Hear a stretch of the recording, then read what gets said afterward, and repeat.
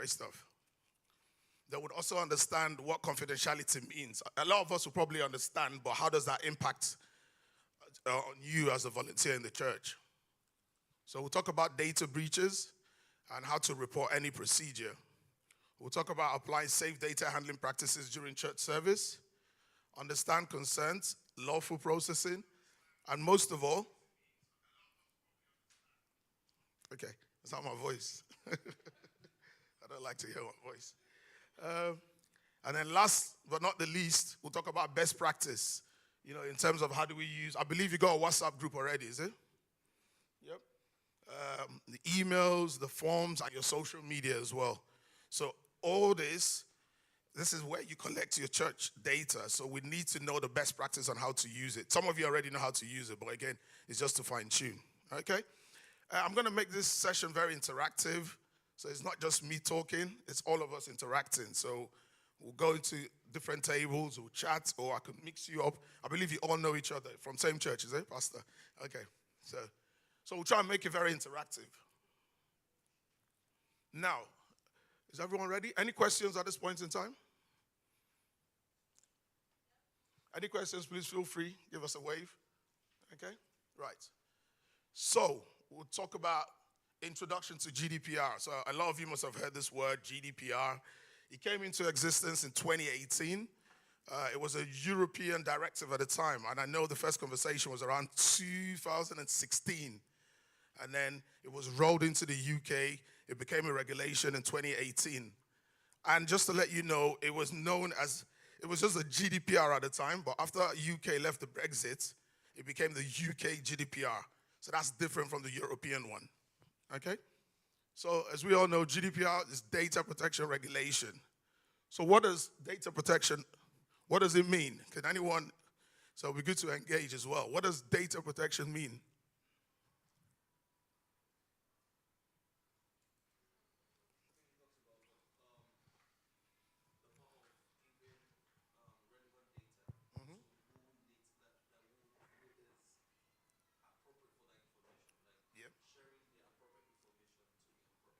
Yeah, so collecting. So we collect, and we share as well. Yeah. Okay, good one. Sorry, what was your name? Temidayo, sir. Temi? Temidayo. Temidayo, thank you. Okay, so I'll go from table to table. So you save that table. This table, so what do you understand about data protection?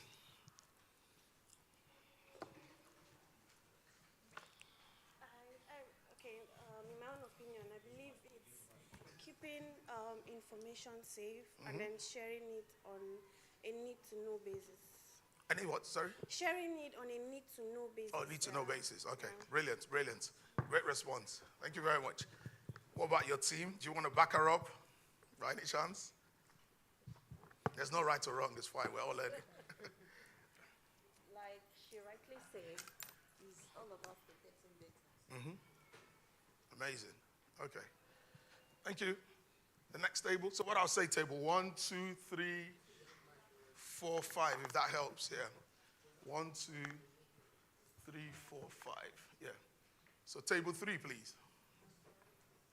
Over to you. What does data protection mean?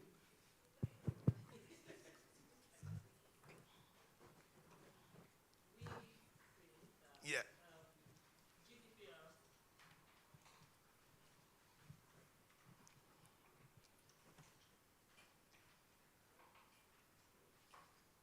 Do you want mine?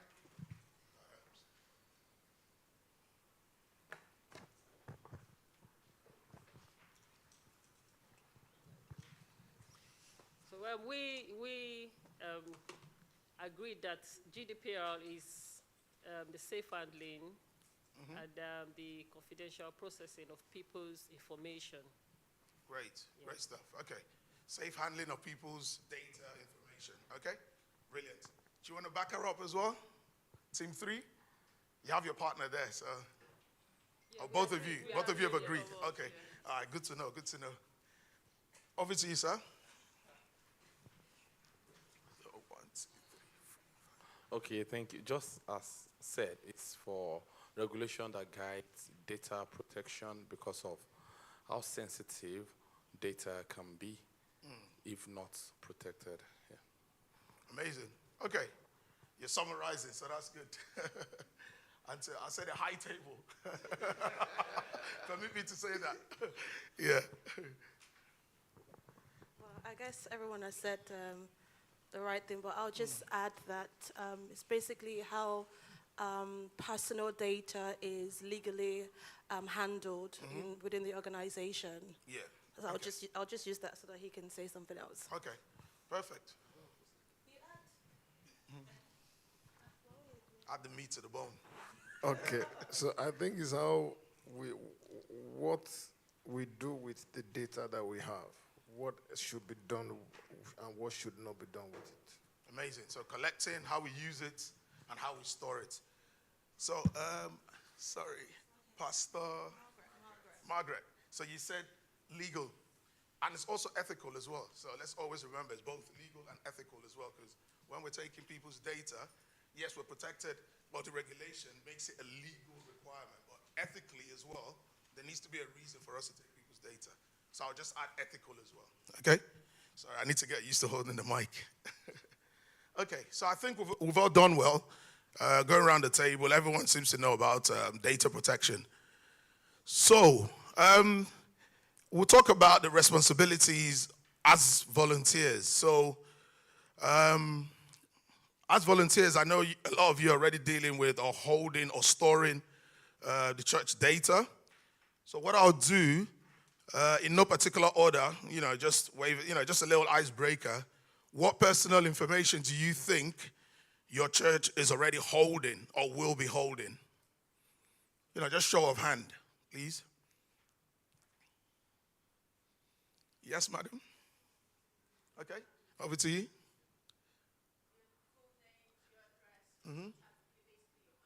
Contact details, yeah. So personal details, okay. Thank you very much. Is there any other thing to add?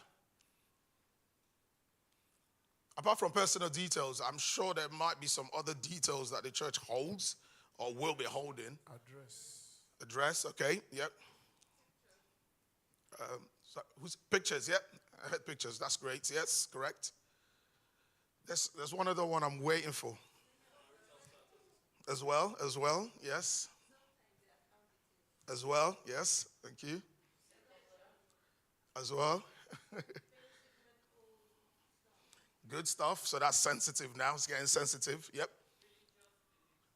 Great stuff, sensitive, yep. Sensitive, yep. Date of birth, personal.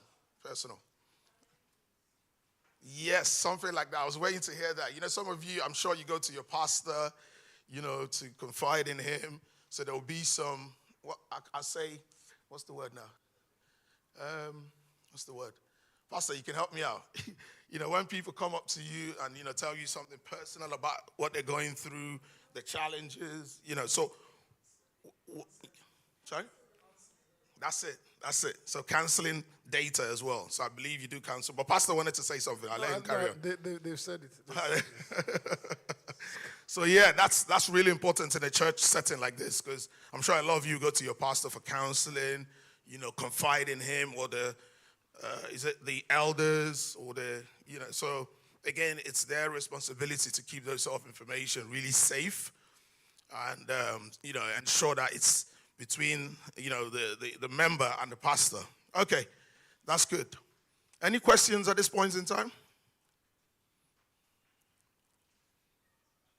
We're doing well, aren't we? All right, great. So we'll go on to understanding personal data. So again, I think we kind of touched base already. We said what counts as personal data. So our sister over there started and saying personal information, I believe, yes. So we've already covered it, things like name, date of birth, your address, your phone number. Those are personal data. But what we're going to do now, in terms of the various data category, I would want us to, on each table, please, if you can write two.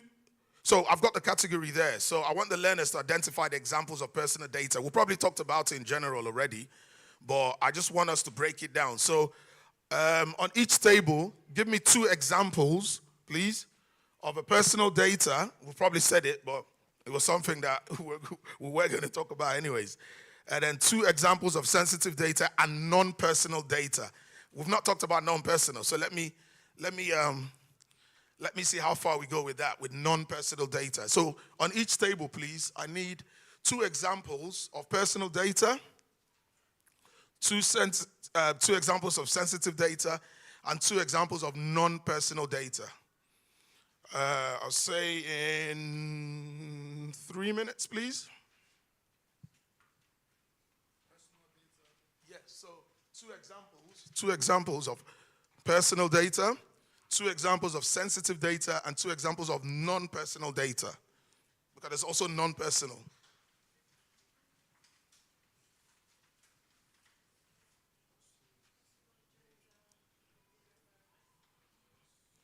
There's no right or wrong, people. We're all learning.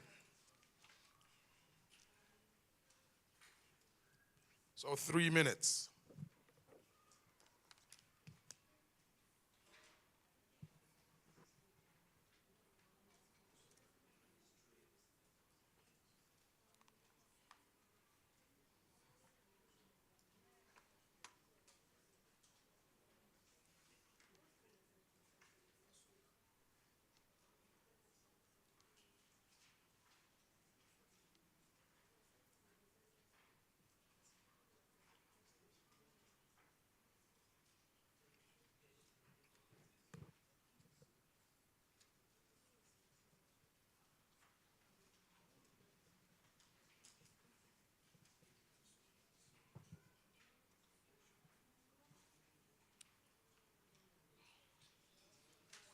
I'll walk around, but just to see how we're getting on. Oh, okay. All right, so 2 each, yeah? Nice one. How are we doing table 2? Good. I'm just checking, so.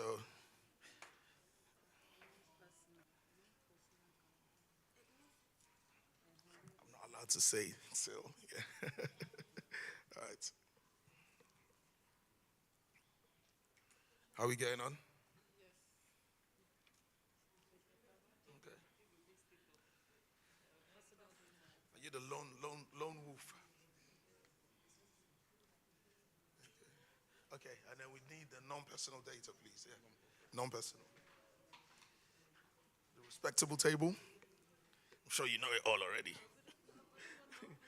Yeah, I'm trying to catch people out. Okay, yeah. No, yeah, I like that.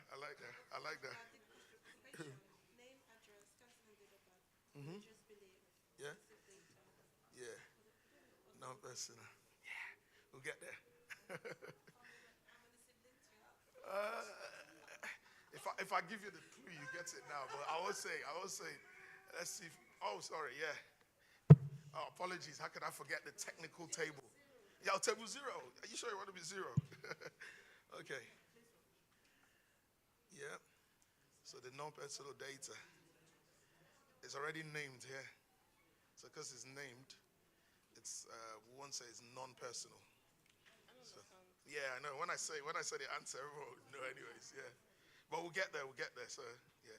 Because sometimes the non-personal, when I say, everyone's like, oh, okay. No. You're yet to get there. Because name is personal. Yeah? Gender is personal as well. So it's not under non-personal data. Yeah? Okay. I think we're all doing well for personal and sensitive. It's just the non-personal.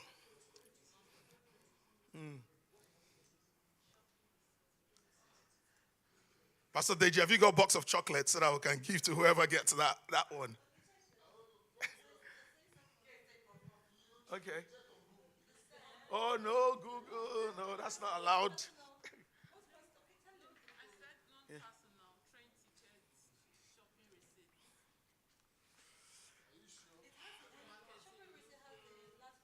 Okay.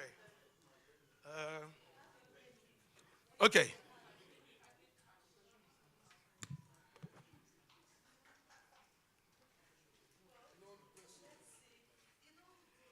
Okay, I think we've all done well when it comes to personal and sensitive, but I'd Should I just throw it out now for non-personal?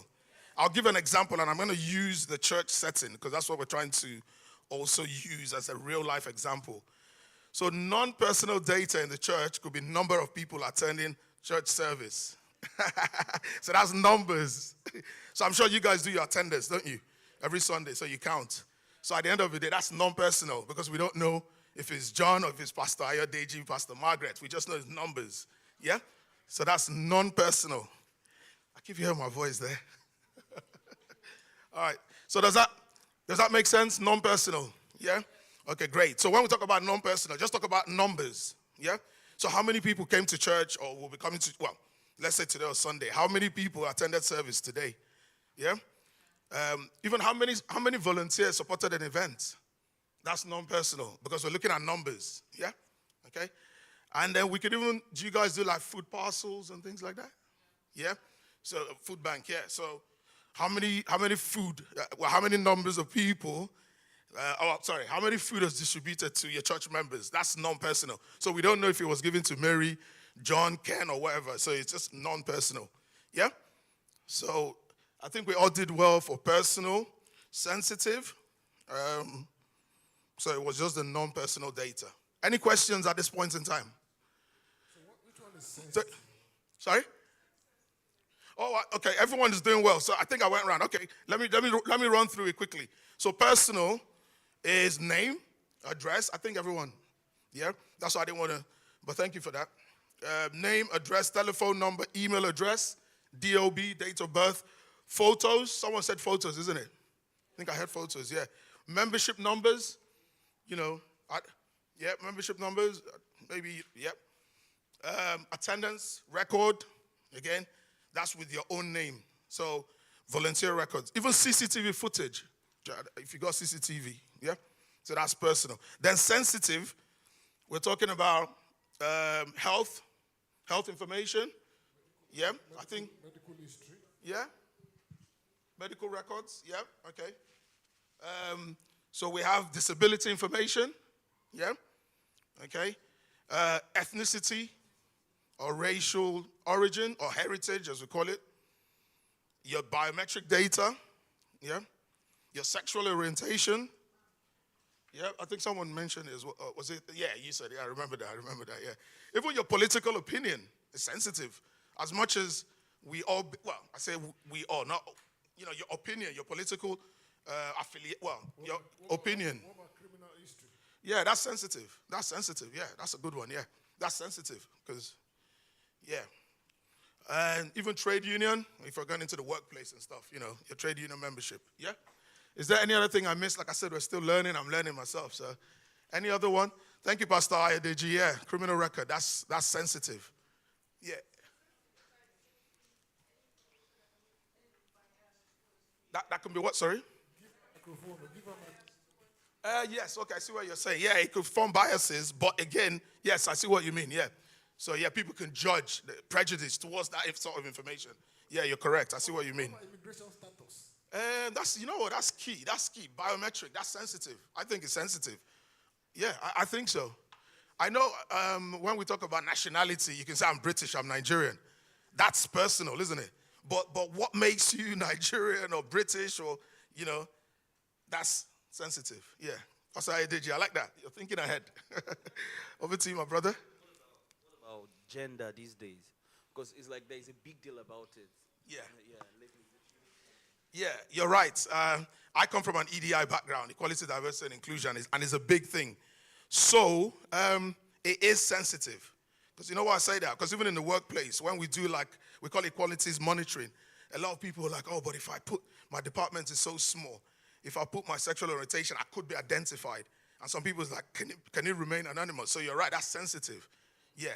It is sensitive, yeah. That's why even, okay, over to you, madam. Religious opinion is, sensitive. You know why I say that? Even, I know this is a church environment, so most of us here predominantly are Christians, isn't it? Predominantly here, I believe. But if we're in a community or in a workplace, if you start putting too much of your religion, imposing it on other people, people could get offended.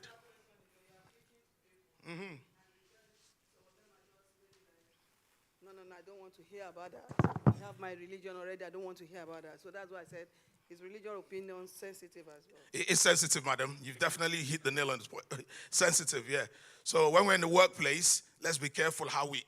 You can do your outreach, but don't impose it. I know people that have lost their jobs. Like even they went to the canteen and they started preaching, and people didn't. People got offended and said, why are you imposing your religion? So that's sensitive, okay? But in these settings, I know we're all Christians, isn't it? So it's open, right? Any more questions? I like the interaction. Oh, my brother, you got more people now to support you, huh? That wasn't fair. I was wondering for you as well. The lone wolf. All right. Okay. Oh, is that hands up? Yes? Gender and sexual orientation, and where do both of them fall into? Gender falls under personal data. Gender is like male, female, and the others. Yeah. And then sexual orientation. Yeah. Is like, yeah, I like that. That's a very, yeah, that's correct. That's a critical question, especially with the world it's evolving. Gender, to me, I won't say ideally, gender is personal. Because there's male gender, female gender. But obviously now we get questions like, prefer not to say, or gender at birth. So you can get somebody that was born as a man, but is now a woman. So, and we're in a country where we've got to respect that, So back to your question, gender is personal, but sexual orientation is sensitive. Yeah? Because sexual orientation is either you're straight, you're gay, you're bi. There's so many of them now. It keeps increasing. Intersex. What's the other one now? Binary. Again, we got to respect people's wishes, So, and we can't discriminate. We cannot discriminate, So that is so good question, my sister. So that's sensitive. Yeah? So sexual orientation is sensitive. Gender is personal. Yeah? Okay? Interesting. You guys are really open. I like that. I like the conversation. We're all opening up, All right. Any more questions? Yeah? Okay. So we'll move on, but I think we're doing well. So at least, again, okay. I think I'll give you the mic. You know these things. Just take it, please. Pastor, why did you call me? She knows it. I'm not sure if this question is even relevant for this setting, but why organizations, or why should we be concerned about people's sexual orientation? You fill forms and they're asking about who cares? Yeah, no, it is vital, and I'll tell you why. Because this is my field as well. As an organization, you have to be not a tick box. You must be equitable in what you're doing. Yeah. So, for example, if you're going to cater for certain people, you must be able to categorize it. So, to your question, why is it vital? Why is it relevant? Yeah, it's relevant in so many ways. I do quite a lot of work with the local authorities. So, first of all, to gather the data, so it's good to know how many people within the organization or the borough for, the sexual orientation. How many people are straight? Obviously, we don't identify. We do it we generalize and put a percentage. So, say, for example, let me see. Okay. Let's talk about disability. So let's talk about disability because it kind of cuts across, yeah? Male, female, LGBTQ, women, men. So again, if we don't hold that sort of data, if we need that support to provide that, if the community or even the church wants to provide that support, if you don't have that data, you won't really know how to go about it. Does that answer your question? So it is relevant. And also in terms of, I'll take it back to the organization recruitment as well. So every organization wants to be seen that they're fair in their hiring process. So someone can walk in now and say, "Oh, hold on, this organization has got too many men, or it's got too many white men, yeah, or it's got too many abled people." So it's like, if as an organization, if you don't have that data, how can you prove it? Do you see what I mean? So it's it's relevant, yeah. So yeah, just say to gather the data, yeah. Okay? Does that answer the question? Let's be open. And I like your questions as well. Yeah. Okay? Any other one? Okay. So we talk about GDPR a lot. So there are some principles, in terms of, there's 7. And just to mention, there's an organization called the ICO. The ICO, yeah. So what they do, they regulate anything GDPR in the country. So what they've said is, these are the 7 principles. So the first of all, there has to be lawfulness, fairness, and transparency. So for you to be able to collect someone's data, what is it for? There has to be a reason. You can't just walk onto the high street and just stand there and start collecting data. Yeah? So the Information Commissioner's Office would say there has to be lawful reason for you to collect that data. I know back in the days here in the UK, if I remember, before this GDPR thing came out, you have like marketing companies that will approach you on the high street and collect your data. And what they used to do then, once they take your data, they sell it on. Do you know what I mean? But it's illegal now. I'm sure some of you get like calls from India, especially through the phone, yeah? I'm with 3 Network, like it's so annoying and I mean it. Like they keep calling. So this is what people are doing. They're collecting people's data. They come, oh, we're doing a research. Can we take your name? But I don't see it anymore on the high street. But back in the days, yeah, you're walking, someone will say, oh, I'm from this marketing company. We're trying to see how many TV stations people listen to. Did anyone experience that? Yeah, exactly. So what they were doing, that was the marketing to catch your attention, take all your details. And before you know it, they're selling it. And they're making tons. So thank God for this GDPR. Because a lot of us were just like, oh, you know what? He's doing his job. Let me just give him my data. But you don't know what these guys are doing. They're selling it and making a lot of money. So anyways, so part of the ICO's requirement is there has to be a lawful reason. Then purpose limitation. So there has to be a limit on why you're collecting this data. What is it for? There has to be an actual reason. That's why now even even in the hospitals and things, there's always like disclaimers underneath that, this information would not be shared with a third party. I think a lot of us see that, don't we? So you have to disclose that. So that's the limitation. Okay? So we talk of data minimization. So when you're collecting data, try to minimize it. So what are you collecting it for? Just make sure, just like what my sister said over there, that why are they collecting the data? So exactly, if the council, the organization, the church, the community want to take data, try and keep it as minimal. Don't start asking someone too many questions. When did you come to this country?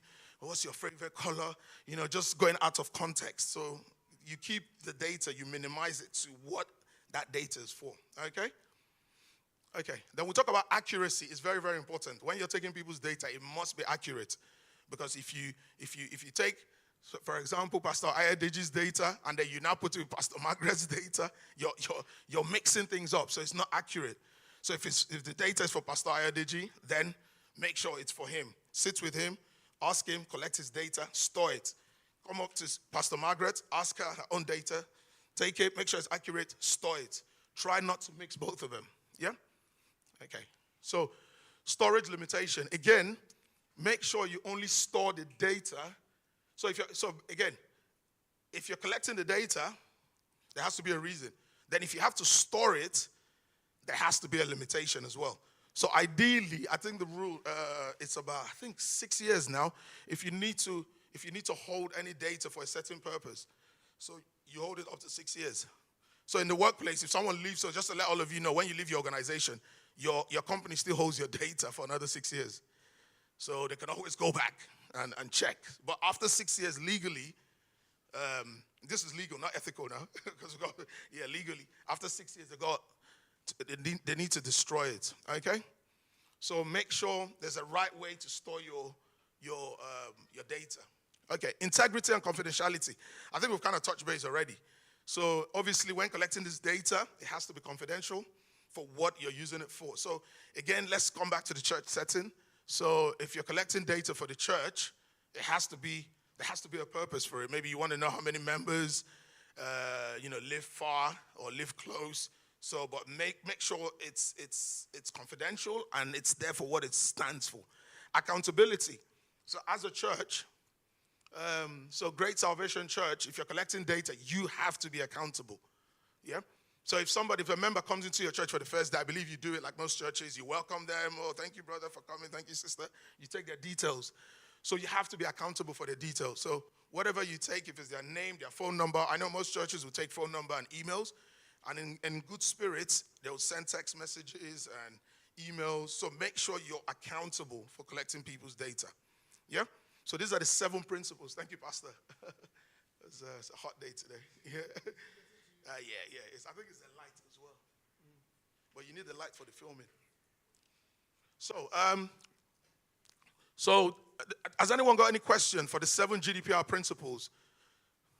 So this is from the IC, or the Information Commissioner's Office. So they regulate data in this country. Those guys are very powerful.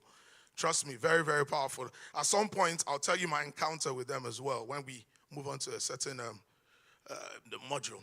Yeah? Any questions so far? So remember, you're volunteers. So you're volunteers for the church.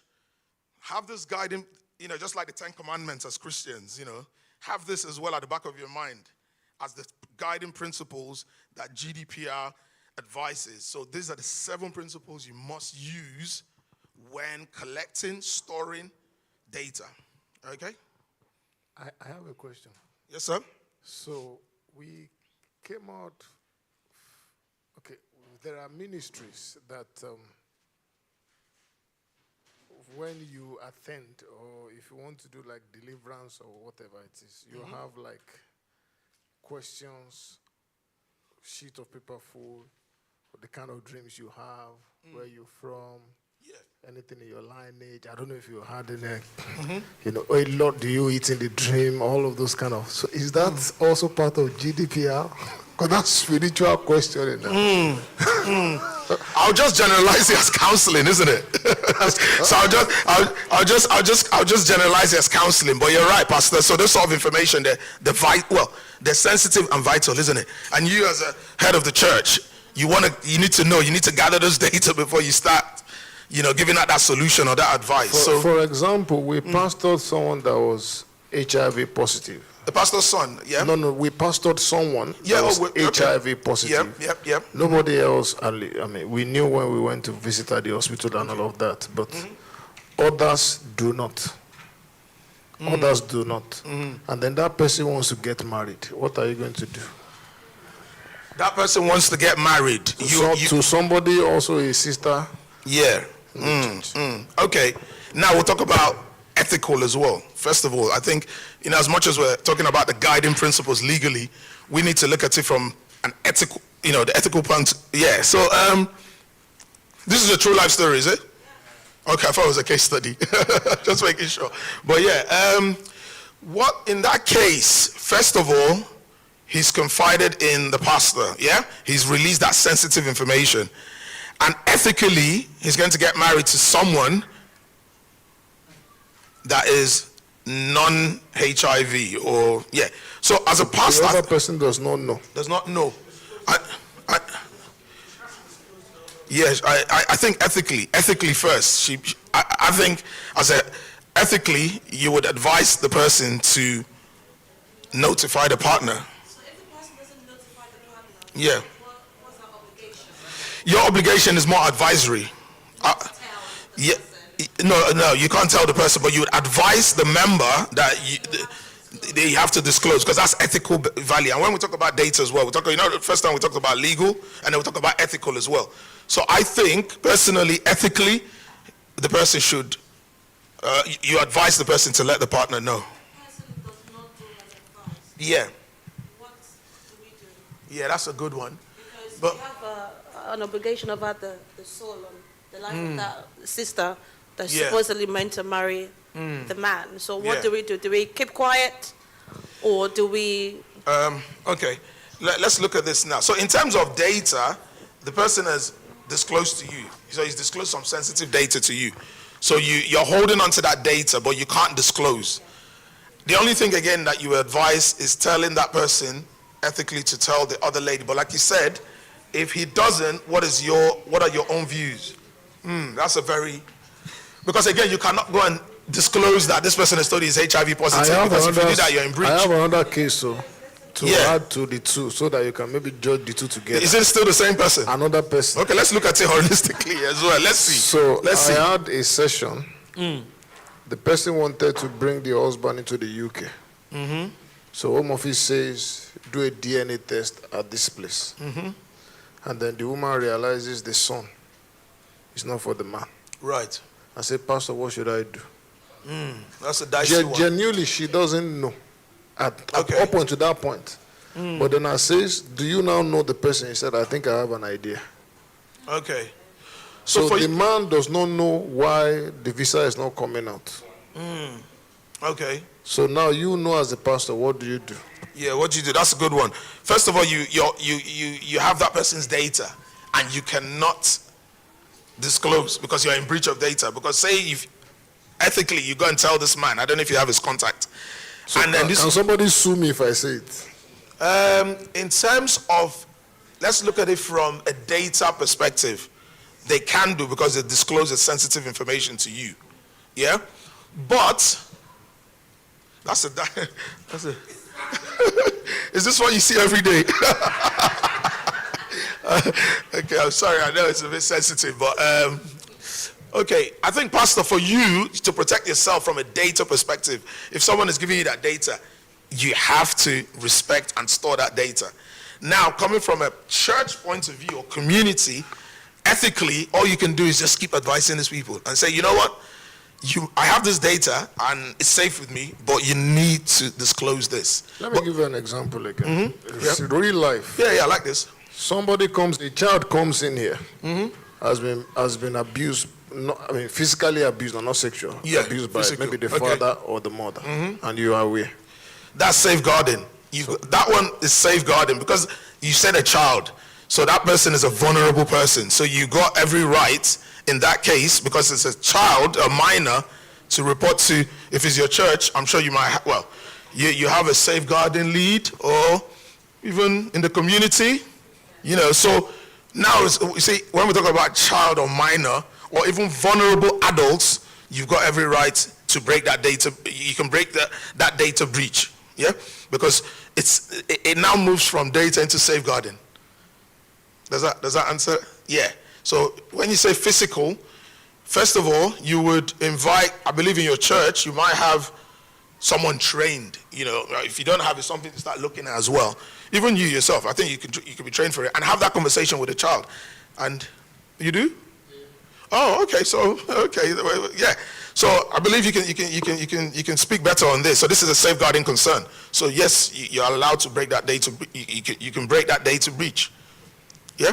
Yeah, because you're trying to protect that vulnerable person. But this other one with the HIV, these are adults, isn't it? Yeah, so that's a bit dicey, but you cannot still disclose, because if you do and that person finds out, oh, I told Pastor Ayodeji and he's disclosed that, they could still come back for you in terms, if it's in the UK. Can I ask a question? Yeah, sure, go ahead. So you're saying that you can't disclose.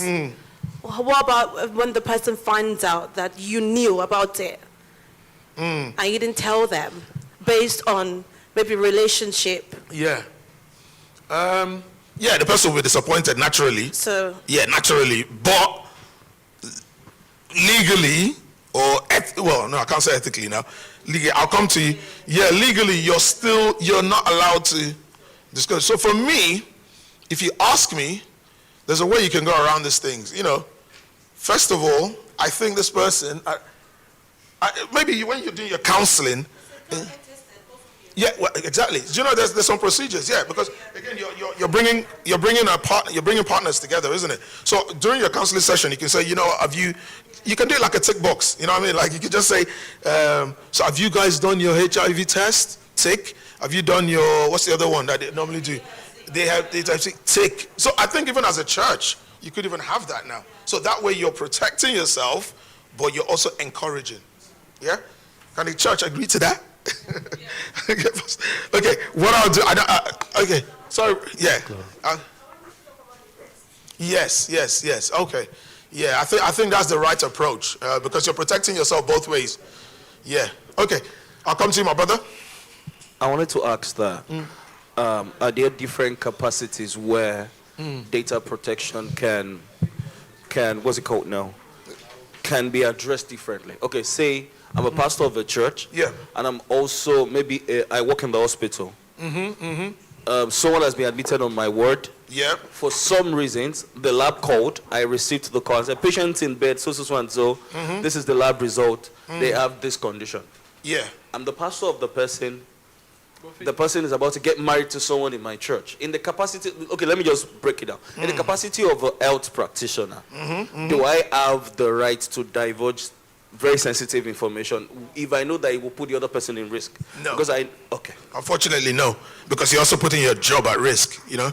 But it's a good question, because I think we're all looking at from the human perspective, the ethical side, but you got to be careful as well, because you've been entrusted to work for the medical or in the medical field or in the NHS, and I'm sure you, if that's where you work, I'm sure you see loads of data. But I know this one is a bit personal, because the person is getting married to someone in your church. In this example, right?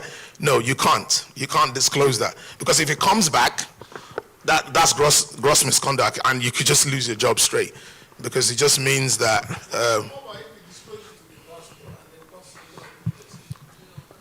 He's still the same thing. He's still releasing the info. But now, how he tells the pastor, maybe. Okay, he's the pastor in this case. Ideally, you can't. Ideally, you can't. But again, this is where I think. But are there exceptions? Because I think I've known about data protection that there are exceptions. There are instances where you have to share if it's an issue of national. Maybe it's going to be national. Security. If it's national security, yes. That's if it's a national, like a threat to the nation or something. Like, you know, when they say Russians can attack, you know, the cyber or whatever, you know, those guys.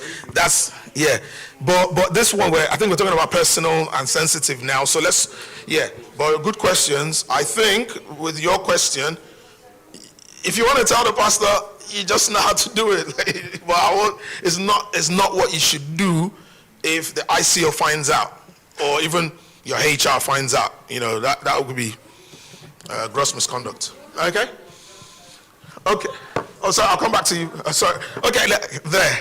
I need to be looking left and right. Yeah. You might have answered the question, but I was going to say, are there any scenarios where you can apply a risk-based approach? A risk-based, yeah? Yeah, in terms of breaching a data. Give me an example. Give me an example, please. Is it true life or? Yeah. Okay, I'll use work for an example. So when we're onboarding clients, they may have adverse media. So that means they have like maybe like corruption charges. So we had like a government entity in Poland, so we had to onboard them. Right. And they had some corruption charges. Yeah. So in that case, sometimes we do take like a risk-based approach. Yeah. Whereby we give them like benefit of doubt, and then we have to disclose it. Yeah, and then also like not supervise, but we have to what's the word I'm looking for? Their account. We have to like keep an eye on their account. Yeah. For like remediations and all that kind of stuff. Okay. Yeah. Can I just ask you, how did you get this data about this? In this case, this client. How did you get that data? So there's like a software we have where we input the names, and it populates any adverse media. Okay, that means this information is accessible. It's accessible, but not to the public, but to like institutions and like users like yourself that are logged in. Again, for you to be able to pay for that subscription to get it, the data is out there. To be honest, But again, just like what our brother said here, when it comes to interests of national risk or security, then yes, you can data can be breached. You know, okay. But I'm sure, back to your workplace, if you have that situation, you got to fill out forms and things like that to assess. It's not just you getting that data and keeping it. You need to have like a sort of like what's it? Where you log it, that sort of thing. Don't you do that? Okay, There's got to be like so that boils down. Yeah, exactly. Yes, a risk management log. So you log it. So okay. Over to you, my sister. So in terms of like when pastor is preaching or anyone is preaching and you want to paint a scenario to just like further buttress your points. You're coming for your pastor now. I like this. You should have said a certain church. No, I'm not saying, I'm not even being specific about anything, but in general. Yeah. And you want to give an example. you are not saying anybody's name. You're just saying, I know someone. Yeah. X, this happened, this happened. Is that a breach of privacy? The person doesn't necessarily have to be in the service. Yeah. Person is not necessarily in the service, but you're just painting a scenario to just further buttress your point. Yeah. Is that a breach? That's non-personal data, isn't it? Because it's not identifiable. Yes. So that boils back to, yeah. So, Pastor, you're safe. No, it's not even about pastor, because you do it as well. And when I want to give examples, I try to limit it to my own examples, because I'm like, do I want to share someone else's? Yeah. Yeah, and all of that. I think once the person is not identified, it becomes non-personal data. So you can say in a certain church or the number, you generalize it. So the minute you just generalize it, then it's non-personal. Yeah, and that's fine. You're safe. Yeah, maybe we should learn that as well. Yeah. Okay. All right. How are we doing for time, Pastor? Good. What time? We started at what? We started a bit late, isn't it? What time? I didn't even. Okay, I'll whiz through. Okay. Okay. Oh, sorry. Sorry. Is this light? And you're wearing white. Have you heard of the word affirmative action? Sorry, say that again. Affirmative action. Have Yes. you heard of it? Yeah, affirmative action. I've heard that. You're testing me now. You're testing me. You're testing me. Bring me back. Bring me back. Bring me back. I think it's a policy where they to promote marginalized people. Oh, I see. Yes. In a workplace and stuff. So, are they data protection used to enhance? I like that. That's a good question. You see, coming from a HR background as well, the data, we collect it, but whether do we form our decisions on that is questionable. I'll be honest. Yeah, I'll be honest. I don't want to start calling out organizations, but some, to me, it's like a tick box exercise. They just want to protect themselves. Yeah, but in the real sense of it, that data should form the basis of hiring, performance review, promotion, things like that. So your question is, those data, do they actually use it to that advantage, right? Is that what you're trying to find out? Yeah. Ideally, let's say for the sake of school of thought, yeah, it should. But sometimes some organizations are found wanting, honestly. Yeah? Yeah. So again, this is where in your organization, I don't know how big your organization is, you can form like a staff forum or staff network, or if they already have one, champion it and say, hold on, I'm looking at, this organization, there are over 300 people. Senior managers are certain demographics, or certain protected characteristics, as we call it. How come, people from global majority backgrounds, as we call it, or black, ethnic, minoritized, they don't really have that opportunity. So this is where you start that kind of forum, obviously. Get your backing so they don't target you as well. Do you know what I mean? But ideally, yes, this is what that data should be. That's why when people fill out application forms, you have that data monitoring one, isn't it? And they say it's not supposed to be used to inform, it's not supposed to be used as part of your recruitment. But ideally, we're looking at it and we must use that data at some point. If all the senior managers are white and then all the junior managers are black, then it's not, the organization's not being equitable, yeah? But for the sake of the church now, I'm sure there's a balance. Yeah? Okay. Any other question? Last question, please. Yes. For information like this, is it legal to reveal it anonymously or indirectly? I'll use Pastor's example. For instance, the HIV stuff. Indirect format would be like, let's say I'm the pastor, for instance, now, and I'm preaching, and I'm saying... Yeah, I like that. And then I say, there are some people in the church that are about to get married. You should know that there are some kind of tests that you should do, so that maybe in future when you get married, you don't then find out that this person is HIV positive, this person is hepatitis B, I rub other examples to mix it up, but indirectly passing the message to whoever it is that is about to get married. Yeah. That's one. And that's indirect. Anonymously, normally, maybe like a suggestion box on something that doesn't have the name of the writer, and it doesn't have the name of the person who owns the data, the information. Is it legal? Yeah, I see what you mean. Again, I think we're trying to make it non-personal, isn't it? By generalizing. So you got a point as well. Obviously, when the pastor is preaching at that point in time, the particular member will be there and probably feel otherwise. But then again, a pastor is a pastor. He has to relate to his community, to his congregation. So if he says that, I'm sure he's going to do it in the form of a sermon. Yeah. He's going to relate it with the Bible as well, you know. So it's not his word, you know, even if it's word, you know. So I get what you're saying. And yes, when we're trying to, like you said, indirectly, but we call it non-personal data. So we try to use numbers. Like you said, oh, there's a certain member. Well, I wouldn't say, I'm encouraging our members as part of our counseling procedure in our church, please try and do the relevant tests together as a couple, you know, and form your decisions from there, I'm sure. But yeah, does that answer your question? Yeah, thank you. Yeah, okay. Great, I love this class, you know. Now you're encouraging them. And so when you encourage both of them to go, ideally they should share it. But you as a pastor, you're just advising, isn't it?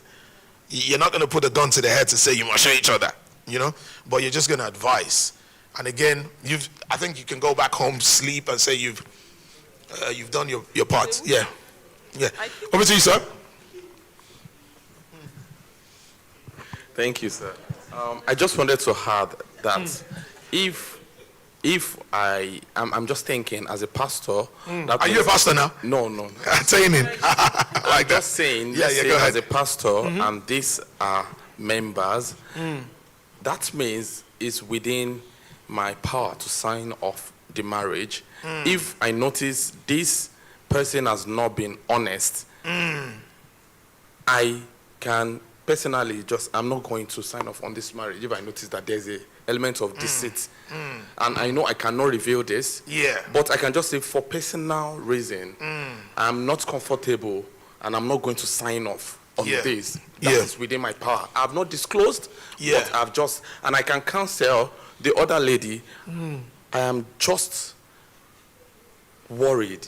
Can you just take your time, give a kind of word of counseling, do some check, can you do, in addition to all those things, and I'll just say, personally, I'm not just convinced, and I'm not going to sign off on this. Yeah, because I was going to say, to buttress what he's saying, that one of if the brother now comes, you know, pastor is not willing to share. The brother now comes and brings his view and says he's negative. And pastor and himself knows that, you're positive now. I'd like to use my case as an example to buttress your point. Okay, interesting. When I was about to get married in Nigeria, when I brought my husband to my pastor in the church, before we even started anything, he told us the rules and regulations, what we have to do before they will sign off the marriage. We are going to go through in Nigeria or here in now? Nigeria. In Nigeria, okay. We are going to go through a series of counseling for a particular period of time. You dare not miss one. Right. After the counseling, the church has a designated hospital. Right. Where they do all the tests. Okay. When we do all the tests, the hospital will send the results to the church, not to us. You see, that's Nigeria.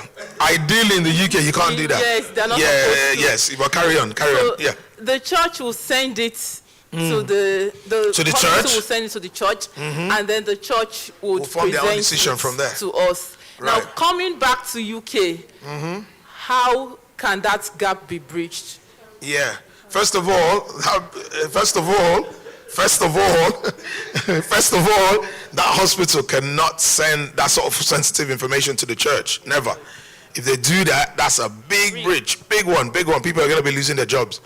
But because we're in a society like Nigeria, obviously, ethically, the pastor or the church is ensuring that we don't want any complaints tomorrow, you come back. So I think if we fall back to the UK, I think this is what we said earlier. If your church now can have a checklist. So that checklist, it's advisory. It's advisory. So it's like, okay, we prayed for you, the counseling, this is our process. We encourage you to do all the legal checks. Because even sickle cell is big in this country, you know that? And a lot of our folks here, that's also a project I'm looking at. Even the hospitals here don't even know about sickle cell. Yeah, if you doubt me, go to some of your GPs now and tell them I want to do sickle cell. They'll be looking at you like, huh? Sickle cell, what is that? Another they don't even question, know. please. What if the church has a consent form? Yeah. To say, because this is our processes, right. You need to sign a consent form that you are okay for the hospital to reveal the information to us. That's smart. Yeah. That's smart, but again, what sort of information? Is it that sensitive information? Yes, I see where you're coming from. And yeah, okay, that could also be another way around it. So the church is saying, we're protecting, well, for us to be able to get involved in your data, give us that consent. Yes, okay. I think that's also another way around it, because even with organizations, even recruitment agencies, if they want to get your reference with someone, they'll get you to fill like a consent form. Yeah. So that consent form will be sent to your referee or something. And most referees, if they don't see that consent form, they're not going to give, whether you're the best employer, they won't even give that. So that's also a way. That's a smart way as well. So tell Pastor Margaret and Pastor Hedeji as well. Yeah. So, our sister explained that. I think that's also, because again, we're trying to relate this to real life experience, you know? So, we're talking about the HIV example, and then I told him about my experience before we got married, that when I presented my husband to my pastor in Nigeria, he told us these are the certain things we need to do before they can sign off and do the marriage ceremony for us. We are meant to go through a series of counseling for a particular period of time. You dare not miss one and all of that. And then, after counseling, the church has a designated hospital where they carry out all series of tests for both couples. The result is sent to the church, not to you as an individual. And then the church, the pastorate, just the pastor and the counseling head reveals the information on what is to both of you only. So I was not saying, in this scenario in UK, obviously, an hospital does not have the right to reveal such personal information, such sensitive information to the church. So what can be done? And then I said, what if the church make the couple fill a consent form to make it legal, that you have given us, you have given the hospital the right to disclose the information to the church? And he said yes, that's... The hospital will not disclose what was it in the was it hospital or within the church? Within the church. Within the church. I think you were talking about maybe within. Maybe you sign the consent form that you are happy to reveal whatever the result is to the church. Within the church. Within yeah. Church, yes. So a consent form within, not external. Yes, yeah, yes. Within. That's what we're talking about. Yeah. Yep. So I think it's just ways around it as well. I think for me, all of us may agree, it's having that checklist as your church, you know. It kind of backs you up as well. So even if the other brother was to find out, like I think you said it there, so that the other brother won't be looking at the pastor, oh, pastor, so you knew this, they did not tell me. But I think even medical reasons like this, when people are getting together, yes, as much as they've exposed, well, I say exposed, they've relayed sensitive information. I think we're talking about partnership, we're talking about lifetime commitment. I think within our ranks, if we can, is just to advise people to disclose to their partners. Because to me, that's deceit, isn't it? If you get, that's deceit. Because if you're getting someone into that and then the person finds out later, and this is why that can lead to marriage breakdown, unhappiness. So don't we prevent it if we can? So yeah. Okay, so moving on quickly. So good practice for volunteers. Now let's come back to the church. I'm going to whisk. So lock your screens, if you're dealing with sensitive data, IT department, this is for you, because you might hold some data. So always lock your screen when you step out to use the loo or to talk to someone. Obtain consent before, we've talked about, photos, we'll talk about that as well, because that's also another area. When you have events like this, when you're taking pictures, make sure especially with kids, with minors, make sure you get consent from the parents before you put pictures out there. Whether on social media or on your website, you must obtain consent. Sometimes I do work with some schools, and when we go like this, when they're taking pictures, sometimes they have to blur the kids' faces, but they have to get the consent from parents. Some parents are like, they're fine. Some will like, no. Because again, maybe people are running from domestic violence or whatever. They don't want people to trace where they are with their children. So we're going to respect that as well. So dispose of paper records securely. So that's very important. Let's learn to shred. Let's learn to shred. Don't just throw something away. There was a documentary years ago where what's it called? Fraudsters were going into people's bins, but they must be desperate. Open people's bins, look for stuff, and those days they collect people's data, and you got your name, your date of birth, they start applying for credit cards in your name and things like that. So if you don't dispose your data, you're exposing yourself. So make sure you shred. Shredders are very cheap, £10, £20. I'm sure as a church you have one, just put it there, it shreds, okay? Now email, that's another big well, that's something to look at. You know, when you're emailing the church, learn to use blind copying. Yeah? You know, because you've got all the church, I'll come to you, bro. Just because you've got all the church data doesn't mean because Sister Margaret knows Pastor Ayedeji that you want to send one email, then you put all the emails. Learn to go to blind copy. Yeah? That's very important. I'm sure you wanted to say something on this. The way you emphasize the... Yeah. Okay, yeah. The way you did emphasize, the shredding thing, I wanted to give an example that happened to me. Okay. Sometimes last year. Okay. Good to share the experience. Okay, yeah. Sometimes last year. Was it last year? I think it was even February this year. It was February this year. Early parts, yeah. So when I moved accommodation, and so there were, at the back of my building, my former building, there were a lot of, waste that was kept there, which wasn't even ours, it wasn't mine. Okay. So Medway Council wrote me and said, well, we learned that you've moved, but you didn't pack your stuffs when you were leaving. So I said I wasn't the one. And actually, I was actually not the one. I was so sure. But unfortunately, so I kept arguing, back and forth and things like that. Over the phone, or they came to inspect? So they came, obviously they came. Right. Okay. They've already taken the waste. They took the waste themselves. Right. So they now sent me an email. Yeah. With my bank details, one of the letters that Barclays Bank sent to me. So I didn't shred it. I just put it at the back of my house. Right. So they sent it to me that, well, you said this is not your waste, but this is your bank, statement there. Yeah. So how are we sure that it's not yours? Yeah. I couldn't respond to that mail again. So 2 things there. To be honest, there's data breach there for them to go into that bin to pick out your own bank statement. I think they were was it to catch you out to say, yeah, that's what it was. But again, whether they had that power to do that, I don't know. No, they shouldn't. I don't know, maybe you went back and forth with them, I believe. Yeah, so they were trying to gather the evidence. But what you should have said to them, based on data breach, under GDPR, you cannot send my bank statement. Is the case still on? Is it still on? No. Yeah. Because for them to send you your bank statement, which is sensitive, that's data breach. Do you know what I mean? It's data breach.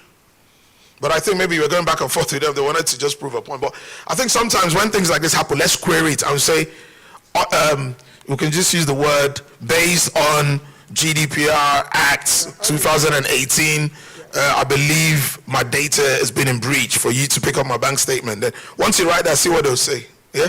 Sometimes just quote it, just be calm, but just drop it. They wanted me to pay, so I wasn't willing to pay. And did you end up paying? No, I didn't. Okay. But lessons learned as well. Yeah. Okay. Yeah, good experience. Well, I said good experience, bad experience, but a good experience to share. Yeah, good learning. Yeah, that's it. Okay. So email, please. Let's make sure in our workplace, community, church, make sure you use blind copy.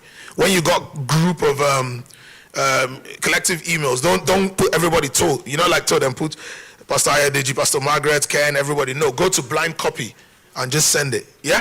Okay. So avoid discussing confidential information public. I think that's ethical as well. If somebody tells you something in confidence, please try to. So we've got a video. It's a 3-minute video. I think I'll try and whisk through after the video because we've got our mock exam to do as well. But I'm glad we're all engaging and sharing true life experiences as well. IT, please. So it's a 3-minute video.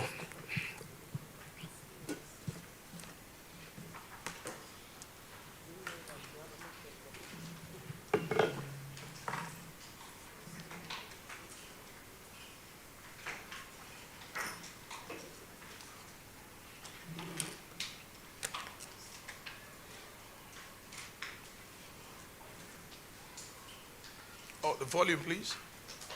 To help operate the small business outline, which gives advice to organizers. Okay. So this is from the ICO that regulate data in this country. My name is Harry, and I'm a case officer at the ICO's Business Advice Services Department. And part of my role is to help operate the small business outline, which gives advice to organizations that are much like your own.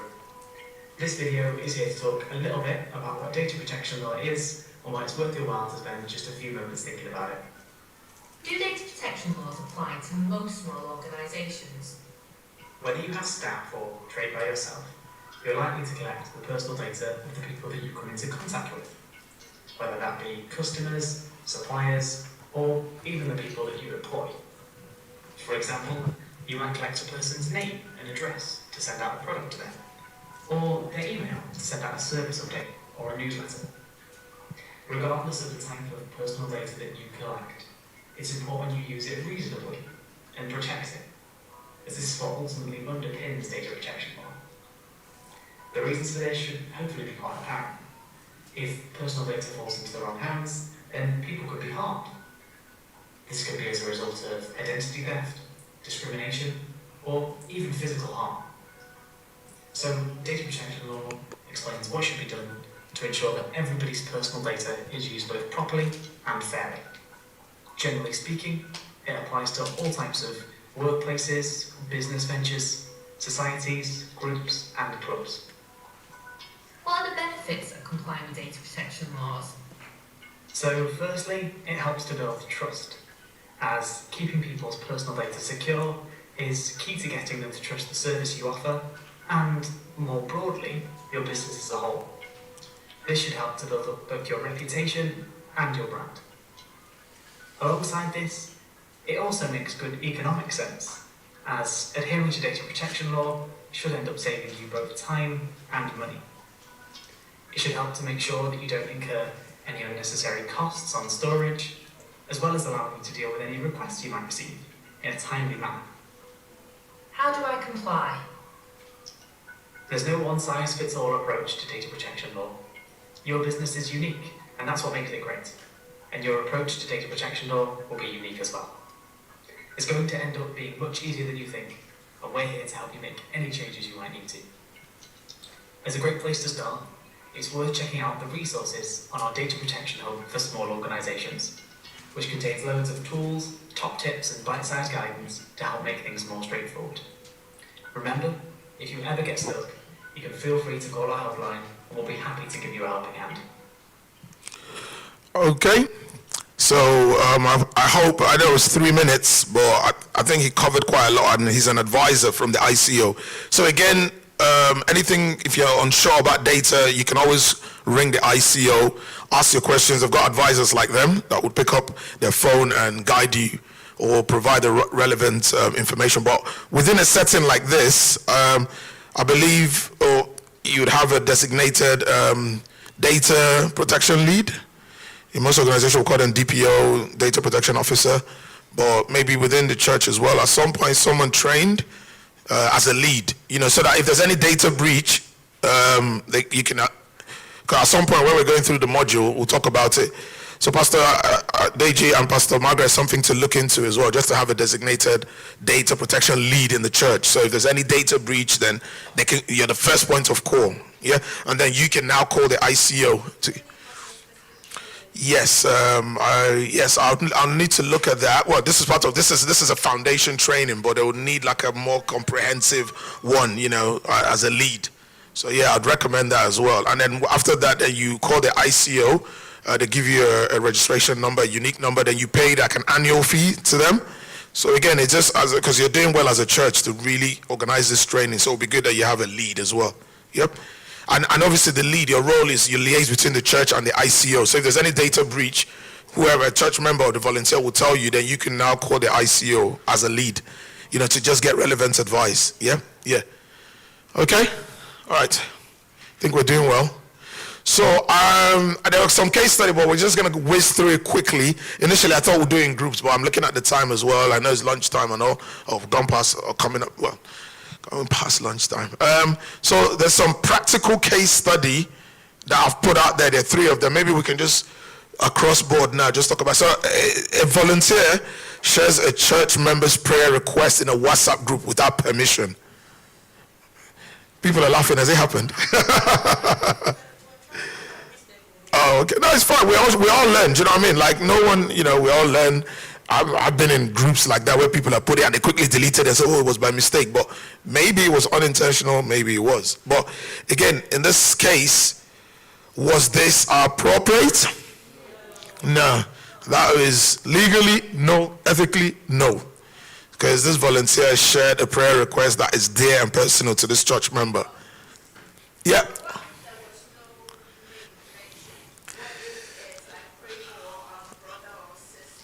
Okay. Name. There wasn't no named person. Yeah, you got a point. That's why we go back to the non-personal data. But again, you still need that person's consent. Do you know what I mean? So I think the essence here is without permission. So maybe I've come to meet you, say, sister, please pray for me. I'm going through a lot at home. And then in as much as you remove my name and you put it on that WhatsApp group, if I see it without you taking my permission, I'll still feel otherwise. I know you've done it in good intent, because they say where 2 or 3 are gathered, it's a lot better. So you want more prayers. But again, I think the key thing here is the permission. So yeah.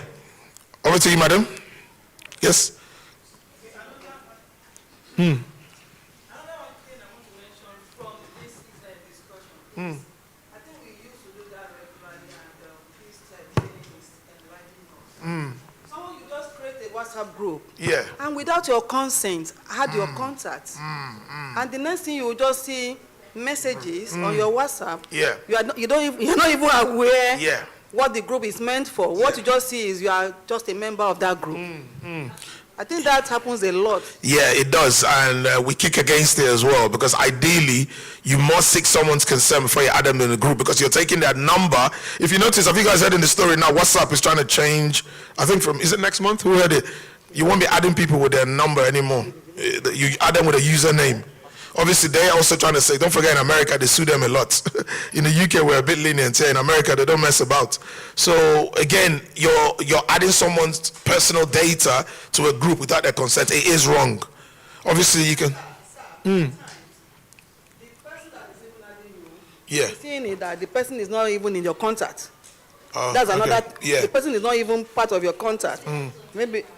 Oh, so, Telegram. Yeah, how they got your number, you'll be wondering. Yeah, and that's how scammers come in as well. Yeah, I think what we should all start doing, obviously going on from the training as well, even for us, when we create WhatsApp groups, like I'm putting up a cultural festival, and for me, I must get your consent before I add you to that group, regardless. And I also tell other admins, you must tell people before you add them, because they're like, oh, but they're part of the community, they don't mind. No, this is not right, because you're taking people's number, and that's personal. So back to that, if it happens, just speak to the admin calmly and just say, sorry, how did you get my number? Some admins that know about this will apologize and say, okay, sorry, I'm not really aware who added you. But let's start learning this, that we can't add people without their consent. Telephone number is a personal data, and that's someone's data. Yeah, so I hope we learn from here, okay? So moving on, photos of children from Sunday school are posted on social media. What permissions are required? Consent from who? Yep. Parents, guardians. Yep. So let's be careful as well, because again, children, when we talk about safeguarding, is a big thing in this country. What's that? Do you want to share it? Share the experience? Yeah. Pastor wants to share his experience. Okay. Yeah. Good to hear. Good to hear.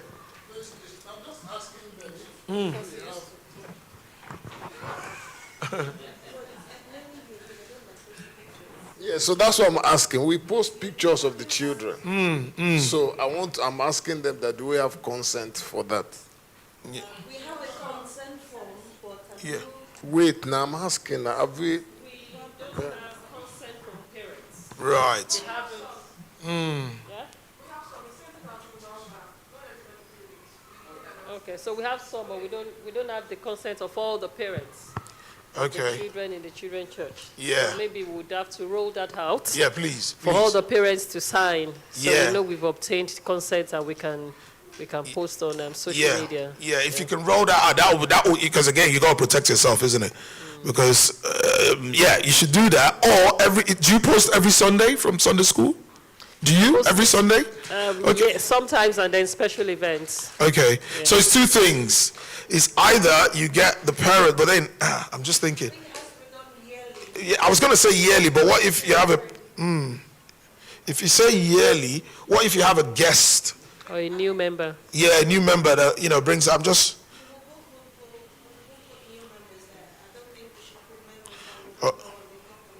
Okay, that's a good strategy as well. Yeah. All right. Do you want to? Yeah. Yeah. Yeah. Yeah. Yeah. Okay. Okay. So that's good. That's good because in the school, because the kids are there longer. But for you as a church now, if you know, you might have a Thanksgiving service today and people invite their family and friends, and then the kids probably stay in the Sunday school area. I would say, if you ask me, on that day, especially maybe on a Thanksgiving day, just try and get consent from the parents on that day before you release the picture. Yeah? I think it protects you. Or it protects the church as well. Yeah? Yeah, so it's something to take note of. Again, because I'm sure you see the parents when the parents are coming to pick the kids, isn't it? And then you can just say, oh, we took a picture of the kids. Do you consent to us? And again, to protect yourself, maybe even have a form. Just make it short. I consent for my child's image to be put on your church, Great Salvation Church Instagram. Yeah? Just do that, please. Yeah, just to protect yourself. Yeah? Especially with kids, they're minors. Yeah? I've got this friend, he puts his children's picture all the time and he blurs it. And I'm like, why are you even putting it? I'm like, I understand, but yeah, you want to celebrate family, but then don't even put it. You know, why go through all that hassle, put them and blur their faces? But he said that's what, he's a support, social worker. So, again, but as a church, protect yourself, please, yeah? Okay. So, case, the third one, a volunteer. Any other question on the children's side? We're good? Okay. A volunteer loses a notebook containing members' contact details. Is this a data breach? Yes. Yes? I think we can all agree. Because that paper already has their name, their details, their date of birth possibly, their telephone number and email. So please, if there's a breach like that, please report it ASAP. I beg you. Report to who? Now this is where we're going to talk about the lead. This is where if you have a designated lead, yeah, a DPO, there's an officer or I DPO. think another question is, should the names and containing members' contact, should they even be written on a... Now, I don't know how people do it now, but I know back in the day, some churches, when you come for the first time, they'll say, put your name, like an attendance, isn't it? But maybe now, how is it done? How do you do yours?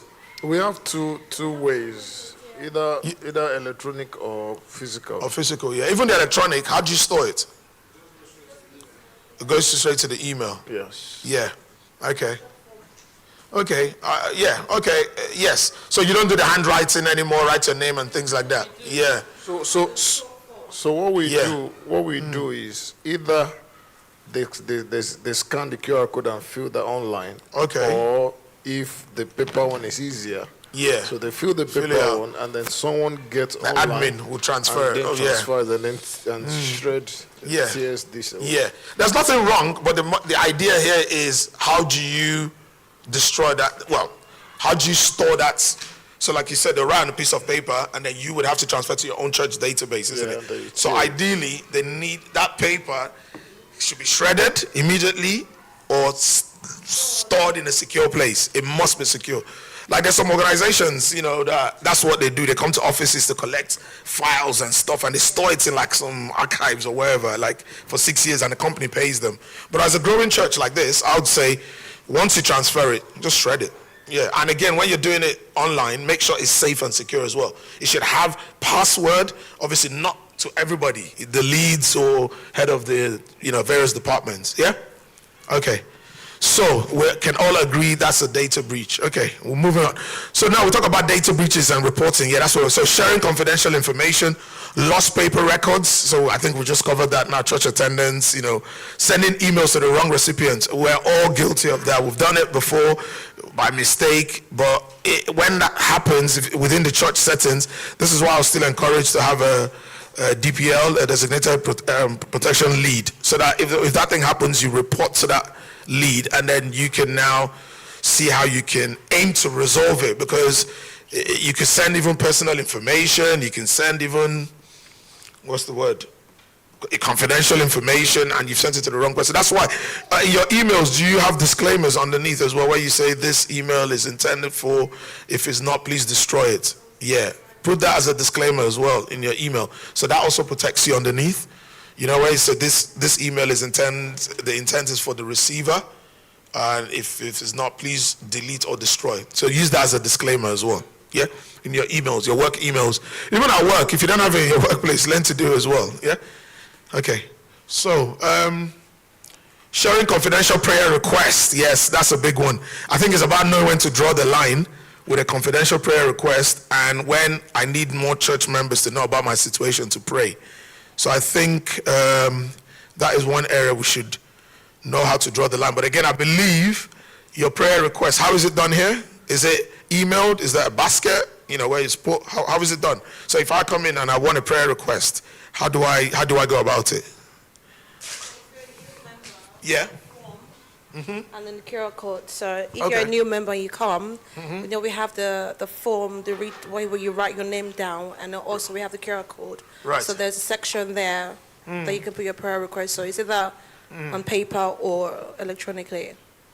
And so that's the data that you said we must store okay, that's securely, so, yeah. Oh, so that's for new members now. But Yes. what about existing members that want the church to pray for them or something? It'll probably be done electronically. Electronically as well, yeah?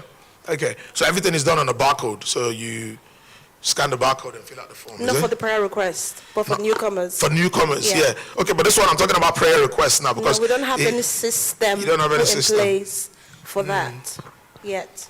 Okay, so but if a member of your church wants some prayer or needs a prayer, but in the past, we've collected people's prayer requests on paper. On paper, yeah. Obviously, their names are not written on it, and that's stored securely. Okay, that's good. If you're I think what we're doing, because again, there's nothing wrong about collecting. Let's not be, ooh, I'm scared. No, you can collect, but how do you store it and how do you use it?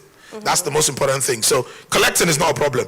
If it's a traditional, I know of churches like you write to put in a basket. You know, growing up, I remember like you write, put in a basket on the altar, and you know things like that.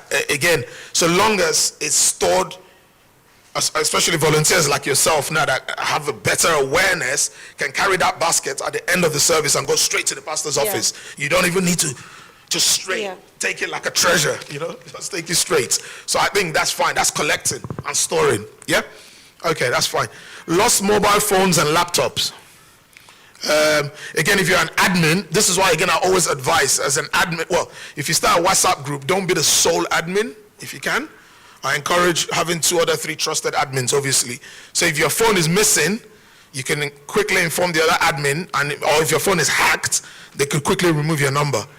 Because I've been a victim of that as well, where, you know, they hacked someone else's phone and they went in and just start sending messages. I'm sure we've all been, it's something that was big sometime last year, you know. So again, back to being an admin, try not to be the sole admin, just have some just in case. Or if you have 2 numbers, you know, for those that can carry 2 phones, I always misplace one. But if you can, then just put 2, so just in case anything happens, you can quickly remove that person and then the other admins can still carry on, yeah? Okay. So now reporting the process, report immediately to the church data protection lead. So hopefully Pastor Deji and Margaret are looking into that. So hopefully, even if it's not both of you, there's a lot, just someone designated maybe from the IT team as well. We can talk about that, see how they can get trained, further training, you know, just so that if there's any breach, you know, that the first point of call, yeah? Record what happened, yeah? I'll just give you a quick example. In my community WhatsApp group recently, there was a guy, he had an altercation with someone. He just went there. We've got over 400 people. He said, I could just crash this WhatsApp group. He just went there and made the threat. And I saw it. So as soon as I saw it, so the PR called me that day. I was at work, like, lunchtime, can you check? I saw it. The first thing I did was to take a screenshot. Because first of all, if you're going to report anything, you need to have the evidence. Not because I want to call him out, but I just wanted to let him know you can't go to a community like that and threaten to crash a WhatsApp group, because again, that's a community and that's data breach. And I had to call the ICO quickly. So I said, you know, where we've got imminent threats in a community WhatsApp group, what do we do? And they said the first thing, you remove the person, because you have to act quick, because don't forget, it could be a verbal threat, or he could be a hacker or whatever. And if people's numbers start getting hacked, who people are going to come for you, like the community or the church. So make sure once things like that happen, gather your evidence as quick as possible. I reached out to the young man. He did apologize. Oh, it was an empty threat. I said, we're not in Nigeria. You don't do things like that, you know. Yeah, it's like, well, calm down. If you had a notification, I'll just crash this WhatsApp group. But he saw his implication, and I even told him, I said, even the Met police officers have lost their jobs. I'm sure you guys have heard it because of what they wrote on WhatsApp. So again, let's be careful as well. The utterances, and we can have our views, but be careful what you write. The way you interact with your own friend is different from when you go on a WhatsApp group, because don't forget their records. If, for example, you say racism or racist, you type racist on that group, it will come up. So just let's all be careful as well. It's all data as well, yeah? So minimize any further risk, just like what I've said, threats like that, how you store your data, what you say.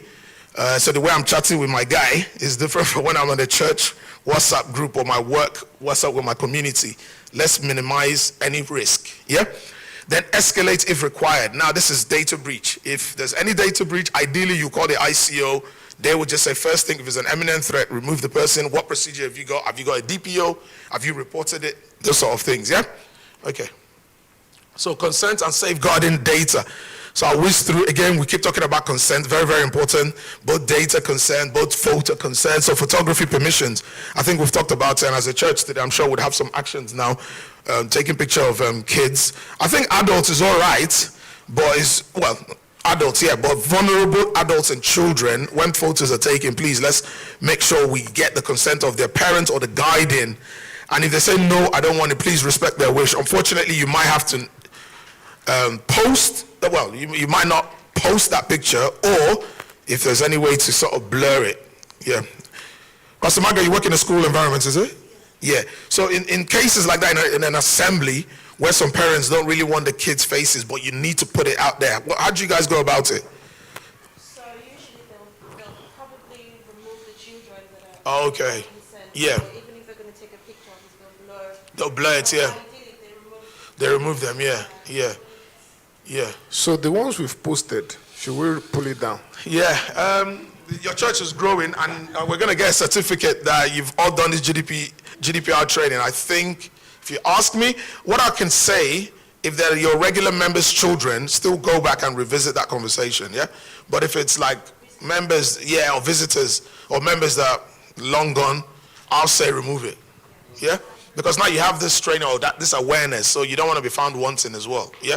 We learn every day, do you know what I mean? Yeah, especially the ones with children are vulnerable. And again, vulnerable, I was talking about old people too, or people with disability that can't, you know, so let's also think about that as well, not only children, yeah? Yeah, okay. You and my brother, you and my sister there, okay? Yes, okay. We send out newsletters in the church. Mm-hmm. How we obtain those email addresses, we don't have consent. So now my question is, going back to get consent, because it's very possible that one day somebody will send us an email, when did I give you a consent? Yeah, and all of that. So how would you advise that we address that? Okay, good question. Organizations do that. You know what you say? You say, you say, following a review. So you can say you just reviewed. So you send them an email because you got a mailing list. So you can say, following a review of the church policy, we are, how can we word it? So basically, further to a review, the church would like to gain your consent.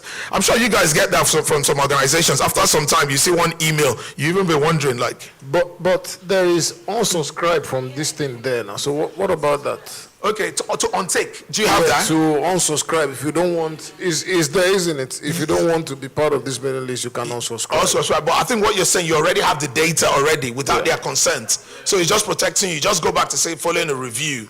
No, what do you mean we don't have the consent to send email to them? You didn't collect their consent to collect their data in the first place. No, we did. Oh, you did? How do we get it? How do we get the email? Huh? Yeah, from the forms and all of that they fill. Oh, was it from? Okay. Yeah, the forms they fill and all of that. Previously. Yeah, yes. Okay, if you got something to show that you collected the data. Yeah, on Zoom, there's registration forms and all of that. That's how we got it. Yeah. But the ones from YouTube, you Yahoo, I don't want to say long that. YouTube, okay. But I just still feel there's no harm, especially because that's why this training is the awareness. There's no harm still going back to say, just say, still go back to your mailing list, do a generic email, just say further to Great Salvation's Church, review on collecting saved data. We would want to know if you want your data to still be retained on our database. It protects you. Some will never reply, but it's fine. And then the unsubscribe will still be there. Yeah, they'll still be there as business as usual. Like that. You have that, don't you? Yeah. Yeah. Do you have that? Yeah. Yeah. Do you know what? Even if they don't reply, you can still keep them on your database, but make sure. Sorry? Yeah, so you can still keep them because it's up to them now to confirm yes or no. And then if anything was to happen, you already have your records. I'm sure you have the records there. Even large organizations do it. Yeah. So there was something that we did. I can't remember. Maybe it was beginning of the year. Okay. We sent an email. We started. We restructured the newsletter to make it more frequent. And then part of that first email that we sent, it included a sentence that said, "You will start receiving this newsletter on a weekly basis. If you don't want to receive it, there's unsubscribe at the bottom. You can that act as the consent? Yes. No one replied. No one. Some people actually unsubscribe. But does that act as a consent? Yeah, that's fine. Yes, because should we still go ahead with this additional? So I think are we saying two different things? Let me double check. So the previous data that you have, did you do this as well? No, initially. Yeah. I didn't. Well, Pastor said there was consent. I wasn't aware of that. Okay. But. Yeah, I think we have to have a checkbox where the agency can say, I consent.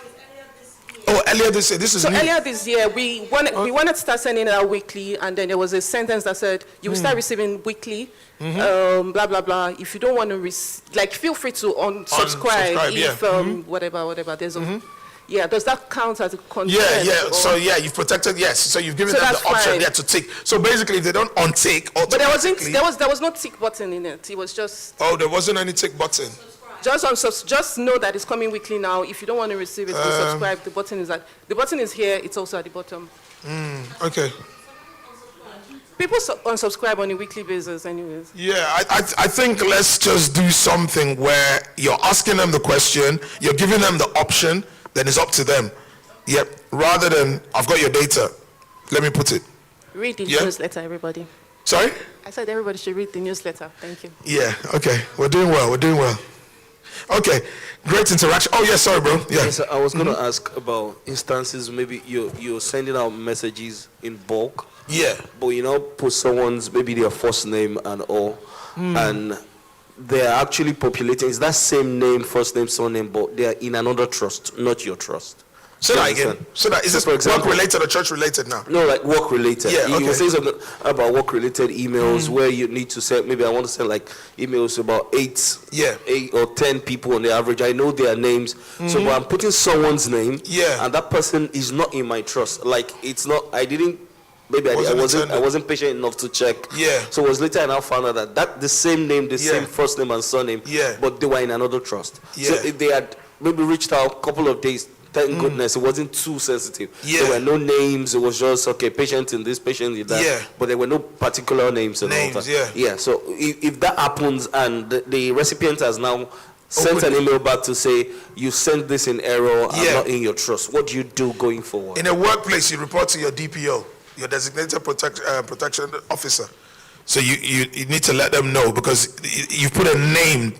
So that's why you see some forwarded message that could just say dear colleague rather than someone's name, because the minute you put someone's name there and the email is supposed to be for that's data breach.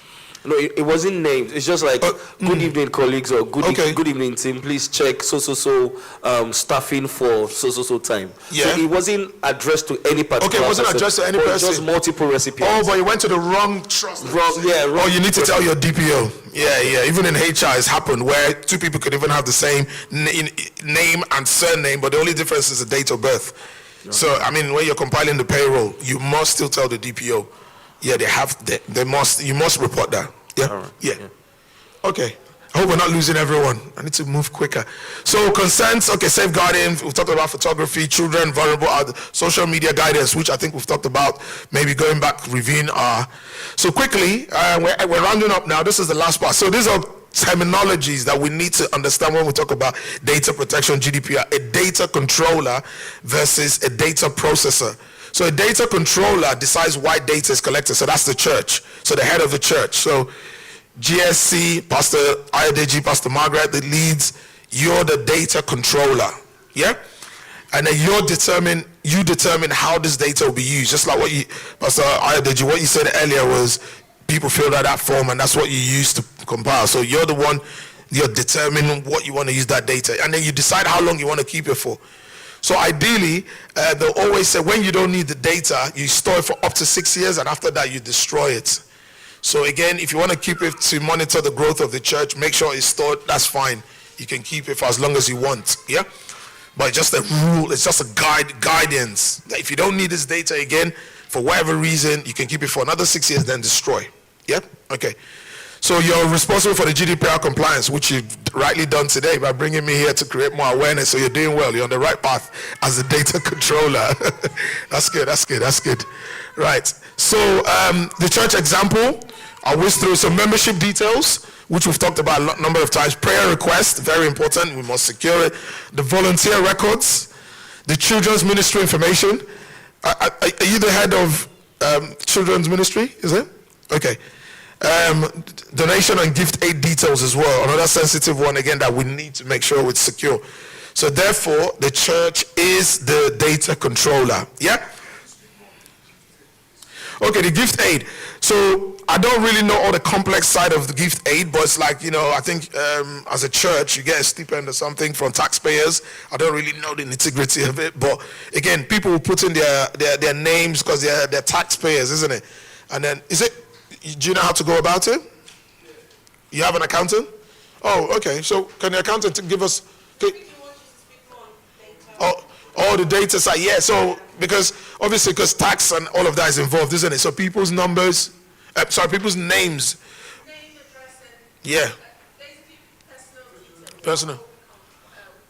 Collect, yeah. And they have to sign a tick a box, yeah. Yeah. The tax. Yeah, they're giving, yeah. Yeah. Is it like a tax relief, isn't it? It is a tax relief.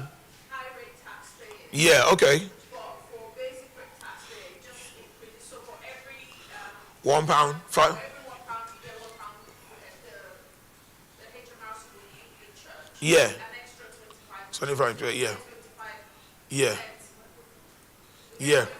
It's for every £1, it's 25 pence, isn't it? Every £1, 25 so pence. So there's 25% on every giving that you give. So making the giving go further. Go further. Yeah. Okay. So again, that's sensitive information, isn't it? When you get, because you as the accountant, you would have to collate all this later, isn't it? And then send it off to, I think it's done quarterly or is it monthly? Monthly. Okay, that's great. So the church primarily is the data controller. Now the data processor is someone that takes the instruction from the controller. So they process the data on instructions. They cannot decide the purpose. So my sister, in that case, I think you're a data processor because you're taking instruction from the data controller on those data that you're collecting to be able to get that gift aid. Yep. So you must follow the controller's instruction. Obviously, that's your expertise, but the data controller has told you, with this data, let's use it for gift aid. Yep. So the church, so the examples, again, using real life, is the church volunteers, the external IT support providers. I believe, Pastor, your website, is it done from an external person or internal? Internal. Okay, internal, that's good as well. So again, they're the data processor. Some churches will have an external web developer. So again, you're in control of the data, you instruct. So like things like that picture, the kids on the school, ideally, if you had got the consent, then you tell the IT person, please put on the website. So you're the controller, they're the processor. Yeah? So the church database provider, is it internal? Your database, yeah, I think it's internal from what I've gathered. Yeah, some churches outsource. Mm-hmm. Like the data, what do you use? Bravo. But you're the user. Are you the user? Are you the super user? Or the admin? Yeah. Okay, that's fine. Because some churches or community groups use external to do that. So, but again, I think what we're trying to understand here is data processor would have to act on the instruction of a data controller. Yeah. Payroll companies, if anyone is getting paid for church and everything, so That's also a data processor. Then external photographer. So even when, unfortunately, yes, we say external photographer. What if someone comes with their own phone and they start taking pictures? We can't control that. However, you can only control where that data will be showed, or so obviously people taking different pictures, they send it to you. Now that we know what we know, you can't just put it on your Instagram like that, on your Facebook. So it remains their own personal property. Wow. But not the church property. Oh, wow. Yeah, who said Nawa? Oh. I have a question. Okay. Well, not a question. Yeah, Can you please speak to, because as a church, you will have people that have access to certain information. For example, those who are tithing, those who are not, those who are giving offering. So people have access to the bank account of the church. Right. Can you please speak to that, how serious that level of access is, and what is expected in terms of confidentiality? Yeah, good job. You just said, because it's both confidentiality and sensitive data. They go hand in hand. So confidentiality, obviously now you know how much, the percentage of how much the brother or the sister is giving. So maybe in your head you could work out the salary already. I think the tithe is 10%, is it? Yeah, correct me. Yeah, so again, that's confidential. So if a brother is giving £10,000 every month, for example, so that means he's earning 100,000, isn't it? So you must keep that confidential. So even if he buys a new car, you can't go and tell your sister, you buy a new car, you pay 10,000 every month. So it must remain confidential, yeah? Because you're handling that data. So you must keep it confidential. Then sensitive is when you talk about the bank details, yeah? Because I'm sure, because in this day and age, people do like online transfers, isn't it? Yeah. I know some churches even use POS as well, Yeah, you have that, yeah? Yeah, so things like that, it's very, very confidential. So you must, so the watchword here is confidential, yeah? Please make sure we're always happy for each other. Brother is doing well, sister is doing well, but let's not form our biases or prejudice based on that tithe that they're giving, because we know that they're giving 10%. So you should stay confidential. And you might still have another quiet brother that doesn't even talk much. He's even giving one of the largest. You get them as well. So respect his privacy, the way he wants to come and mind his business and jump on the bus. Doesn't even want to drive a flashy car. Yeah? So the key word here is being confidential. Yeah? Okay? I think we're doing well. Pastor Deji, I think I've covered that, yeah. Confidentiality is key in all we're doing. Data, please, yeah? Not only in the church environment, obviously the training starts from here, even community, work, everything, yeah? Sometimes we know, but we don't talk, yeah? Okay. So. Confidential breach, if my wife has a letter and I open it. Okay, I tell you why. If on the letter it says private and confidential, yes, it is a breach because it's addressed to her. If you both of you have a joint account and it says Pastor and Pastor Mrs., you're named on it, and if it says private and confidential, you can open. But if it's only Pastor Mrs. and it says private and confidential, ethically, you shouldn't. Yeah? Except your wife has given you that authority, and that means maybe she's in a vulnerable position. Yeah. Take the money and your husband is not around. Who's coming to take money in this case? They call them, like when you bailiffs. The bailiffs. They send a letter to us and they write private and confidential. Yeah. And if your husband is not around or your wife is not around, and it needs to be settled urgently, that's... just to let you know, if it needs to be settled urgently, for all I know, the bailiff law, they cannot, it has to be that named person. It can't even be if the wife is owing. I just wanted to. Did I hear you correctly? Example. Someone was giving me an example. He said he traveled and then they sent such a letter to their house. Yeah. In whose name? In whose name? The husband's name. The husband's name. He was not around, and the wife was around, but she didn't open the letter. Yeah. So for the longest time, he didn't really say what the repercussion was, but he was citing it as an example of something happened as a result of her not opening the letter. Yeah. Ideally, even bailiffs, when they come in, for all I know, it's the person, it's the named person. It's for the named person. I know back in the days they could come into your house and collect things, but then even if they have to come in, they would have to show evidence that it belongs, this is what the wife bought and this is what the husband bought. Yeah. Yeah? So I don't think, if that answers your question, I'm just making sure I heard you correctly. No, it does. Like, yeah. But yeah. I have another question, sorry. Yeah, go on. What about, in terms of this consent thing, Yeah. what about our YouTube videos? We stream live. Is there any data breaches there when we are filming people and showing their faces, and then we put it on our YouTube as well? Yeah. And then anybody can go there and see. Do we need consent for that as Yeah, well? if you notice, when you're uploading on YouTube, they'll tell you something about children, something. Do you normally upload for your church? Pastor, if you upload something, they'll say, is it children? I can't remember that word now. Yeah, it would, because YouTube are also protecting themselves, because at the end of the day, YouTube are the data controller. Yeah, they'll ask about something about kids, and that way, I think it keeps it what open. she's asking is not for kids. Oh, it's not for adults, isn't it? For adults. Like if you're streaming your For example, if you are streaming now and it's going live on YouTube. Yeah. So is there any... You're showing people. Okay, ideally, I know I spoke to the first cameraman as well. Bro, I think it was you. I said, your church, are they happy with it? I think ideally it's just good to get consent across board, because it's you're collecting people's images, their data. So if you notice, there's some, I don't know if you've been to, like my friend, when he got married, I remember the MC had to announce no camera, nobody was allowed to take pictures. Like, I mean, sorry, they were strict. The only person that was allowed was the official photographer. The minute you bring out your phone, the doorman or whatever will just tap you and you're out. They wanted it like that, because I think his wife, she's really big on data. So she made sure nobody. So again, sometimes when you go to some events, if you notice, I know Africans were very lovely, jolly. We don't really, but if you go to some events, they'll let you like a warning from outside to say this, your image is going to be covered, like your consent. Have you seen that before? Yeah. So they pre-warn you. So it's up to you now if you want to be at that event, or if the cameraman is coming. But the cameraman or whoever's organizing the event has protected themselves.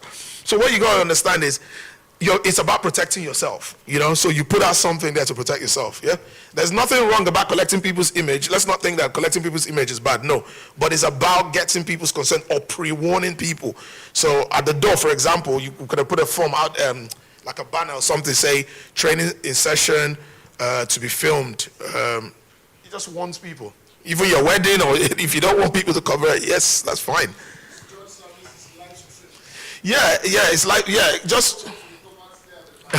Well, in a way, yes, we understand, because I think social media now is, especially with the whole live streaming, and I think that's an area that there's some gray area there, but I think it's pre-warning people. I think the watchword is pre-warn people. Then it's their choice. Yeah, you're not going to say because it's a church service now, and you must film people, then because of one particular church member, then you don't want the cameraman working. No, you can just say, just to let you know, this church service it will be filmed at live. If you think otherwise, just protect yourself. Yeah. Okay. Yeah, go ahead. So just to add to what you said, I've been to conferences where they actually have blackout areas. Yeah. They don't actually put the sign out there that it's been live streamed, but they say if you do not want your pictures and your images, let the ushers know. They would direct you to the blackout zones, just to add to, and also they would say no personal. You can't take pictures or recording or anything. Yeah, it's becoming very popular now. It's becoming very popular. And I think it's because even sometimes I go to weddings, they can't even allow the couple dance. Everyone is like, allow the people dance now. Yeah, but my question now. Yeah. In talking about opening letters coming in. Yeah. We have a child that has just become an adult, well, just turned 18. 18, now, okay. prior to now, we handled all his. Yeah. Does it mean that as parents, we are not allowed to open or check? If it says private and confidential, if you notice there's some letters, they'll boldly write it there, private and confidential. For an 18-year-old too. Well, he's an adult now, technically. Yeah, Okay. from 18. I'm sure even from 16, if I'm not mistaken, but 18. I know how you feel as a mom. You're like, nah, man, I need to open this boy's letter. But it's a harsh truth, But if it says, what you can do, what I can advise, if it says private and confidential, you can still hold the letter and call the young man or the young woman, your son or your daughter, and say, this is your letter, and you can open it with them. At least it also gives them that sense of belonging as well.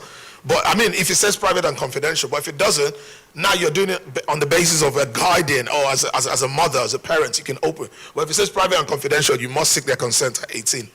Because I think you've lost the power of attorney now, isn't it? As soon as you turn 18. Yeah, okay.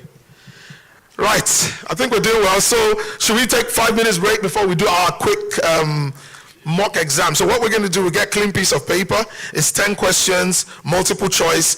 I'll put it, it's going to be 2 questions per screen. I'll leave it on for about, I think we're doing okay for time because we started about, yeah. And then you just put the, it's multiple choice, A to D. You just put the, please put your name. I think that's all I need, your name. Because, again, just a disclaimer, it's just so that we can put your name on the certificate to say, I'm not taking, so we need to start getting used to this now. So, yeah, your name is purely for the certificate, to show that you attended the GDPR awareness course, yeah? So, Pastor Day, should we give them 5 minutes? Yeah. Do you know what? It's better to seek consent to save yourself, Yeah. Oh, God. Oh, and by the way, this GDPR thing, I forgot to say, it works in Europe and the UK. In Nigeria and Africa, there's nothing like that at the moment. But the only thing I noticed, if you notice, there's some banks, like I bank with Stanbic, and Stanbic is a South African bank. So because they do quite a lot in Europe, they still do all the GDPR stuff, even in Nigeria, if you bank with Stanbic. But most other organizations in Nigeria, it's non-existent, yeah? But now we know about this as well, yeah?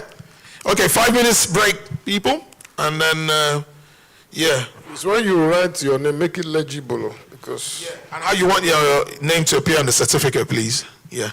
If you pass, yeah.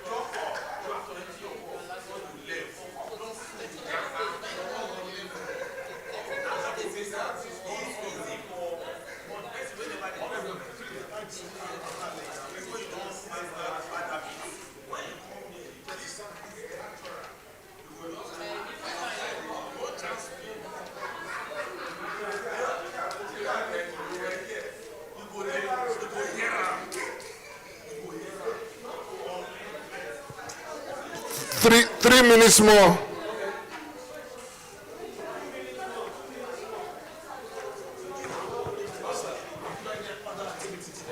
Yeah, we'll set up properly and then the choir will do their rehearsals. Oh, I see. Okay. What time? Okay. So we should. I wish they 15 minutes. Thank you very much. Thank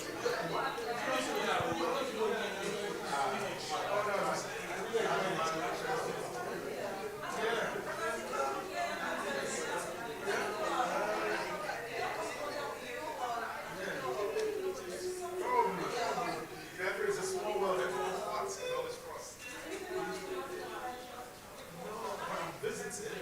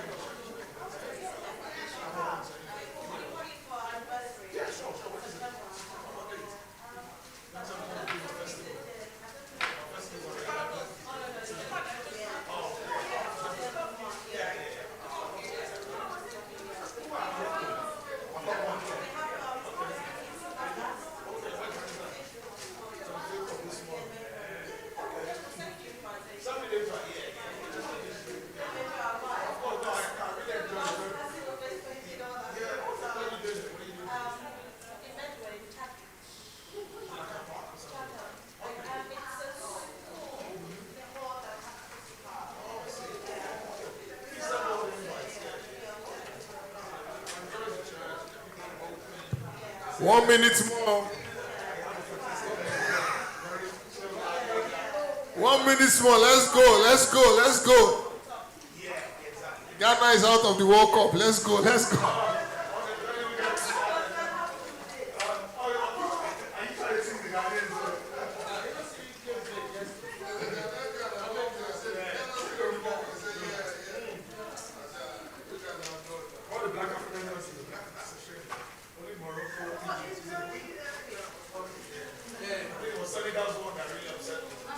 Senegal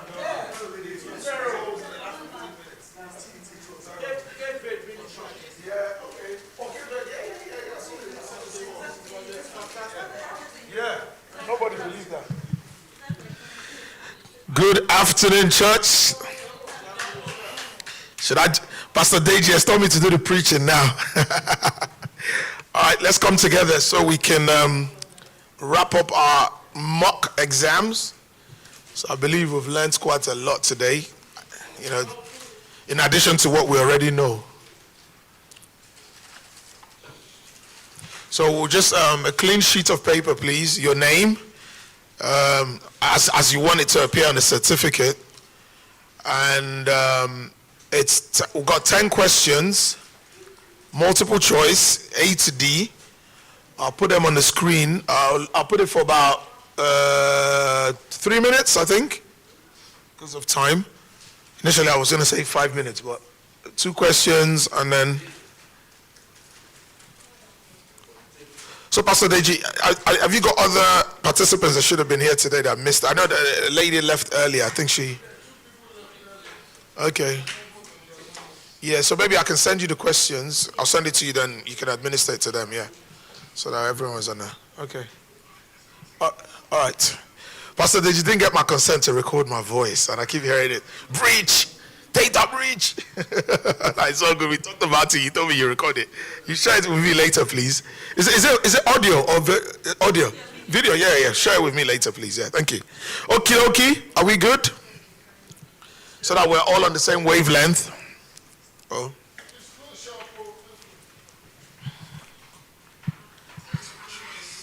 So, my brother, when they put your bank statement, after they send that bank statement, you just drop the case. Yeah, just. Yeah, but ideally they shouldn't have. Because I knew they just wanted to let me know that it was your... Using your bank statement.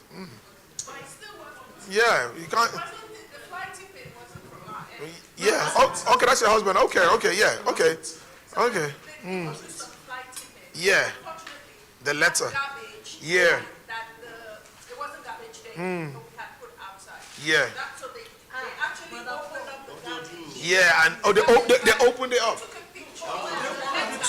Oh, they took it. Right. Yeah. Knowing what you know now, especially using your bank statement, just said under GDPR, that's a breach. Yeah, because them using your bank statement to prove a point, that's a bit extreme. Okay. Okay, dokes, are we good to go? Clean sheet of paper, please. If you like, you can put 1 to 10. Are we good? Or are we still having lunch or snacks? Lunch is over. Okay, let's go. Okay. So, do you want me to read it out or everyone can see clearly? Okay, let me read it out. Okay. Are we good? All right. Right, so it's our mock GDPR awareness exam. So I'm putting a little disclaimer there. It's 1 to 10, 10 questions. You get a certificate to show that you've attended. Yep. For church volunteers. Is everyone in now so that we time it and do it together? Please, you're not allowed to use your mobile phones for this. Please, let's put mobile phones away. I'm sure we'll do well. Oh, by the way, the pass is 7 out of 10. If you fail, would have to do a reset up for another day. But I'm sure we'll be good. All right. Okay. I keep forgetting I'm holding a mic here. Okay. So, number 1. I'll read it, but I'll read both questions and then just leave it out there for about 3 minutes. Yeah? Okay. So, what does GDPR stand for? A, General Digital Privacy Rights. Government Data Policy Rules, General Data Protection Regulation, and Global Data Protection Rules. I've said too much data in my life today. Yeah. So it's A to D. It's just the alphabet, please. Yeah. So that's number 1. Number 2, which of the following is personal data? Church building address, volunteer's phone number, Sunday sermon title, church logo. So I'm going to time it 3 minutes each. I think it's more than enough, but.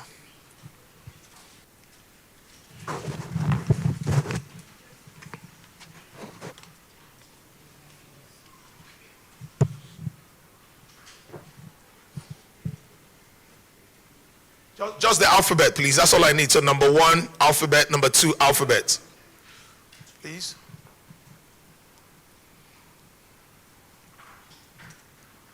You sure the 3 minutes is not even too much, no? It's too much, yeah? So how should we do? How can we move quicker?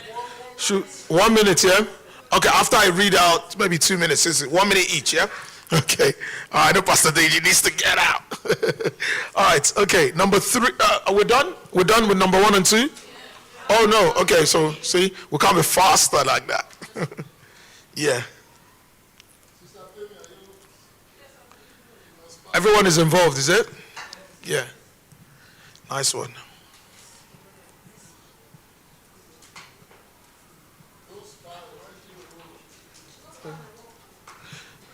No expo, no expo. All right, that's it. I'm moving on. Oh, okay.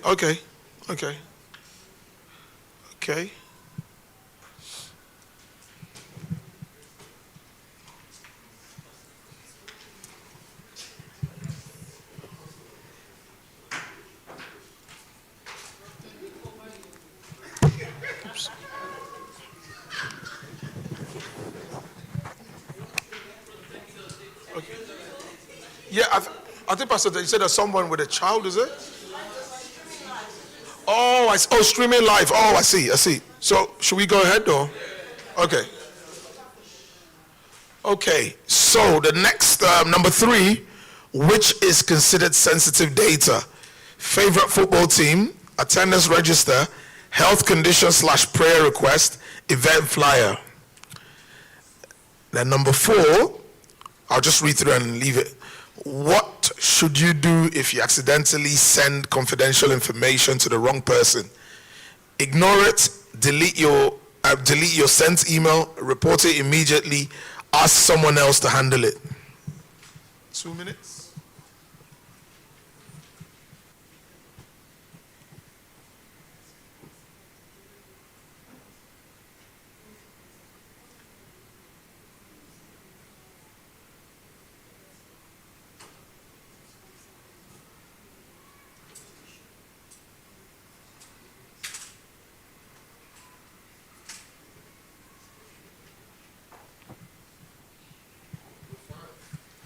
Okay, are we moving nicely?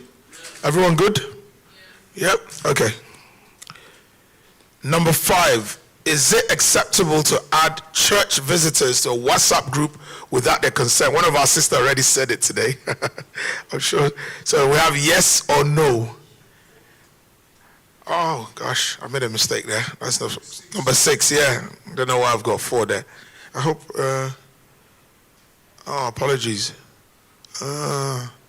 Okay. Yeah, let me see. 6, 7, 8, 9, 10. Yeah, I wanted 10. Okay, yeah, I'll call it 5B. Yeah, apologies. Don't know what I was thinking. All right, so before sharing photos of children on church social media, volunteers should ask another volunteer, obtain appropriate consent, post them immediately, ask only the children. So that will be number 5B, please, yeah? So 5A, 5B.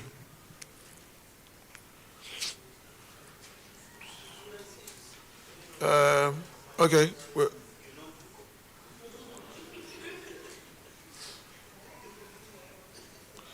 Stop working.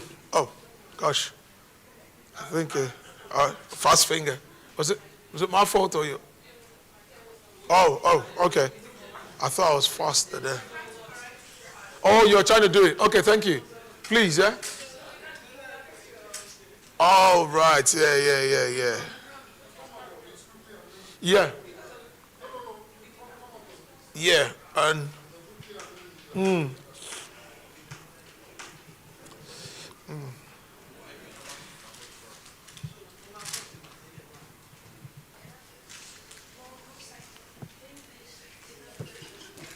You done?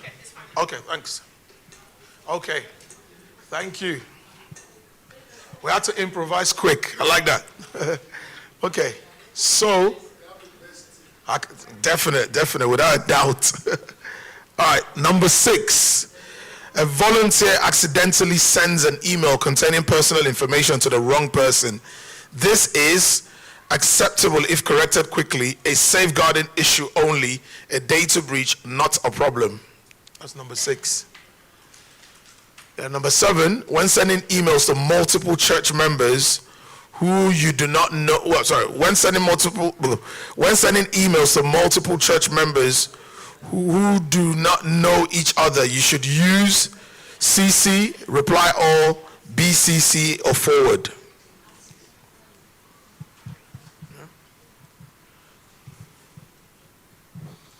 We're doing it individually, not as a team. If I catch you.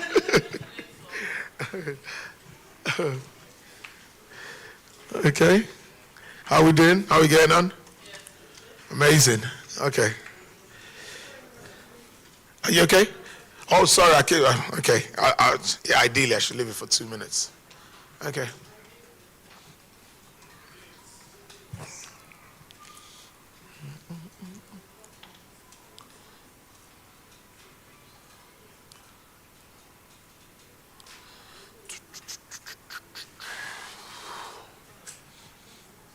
Are we good?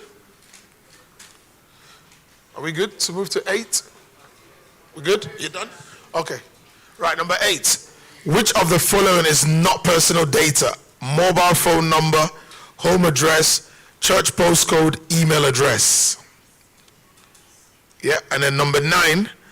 Volunteers should only access personal information when they're curious, it is required for the role the friend asked them to, or they know the individual personally.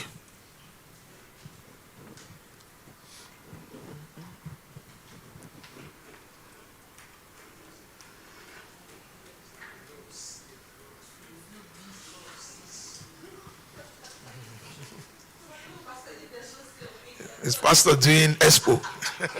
Expo.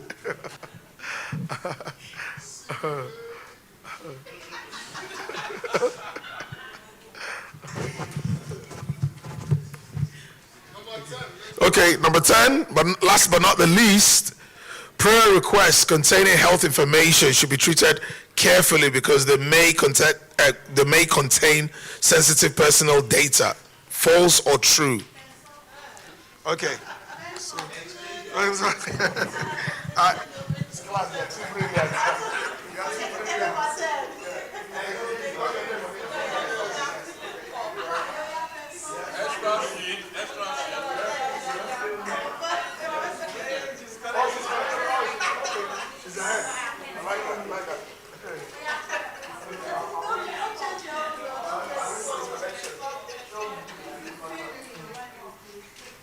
please don't forget to put your names as you want it to appear on the system.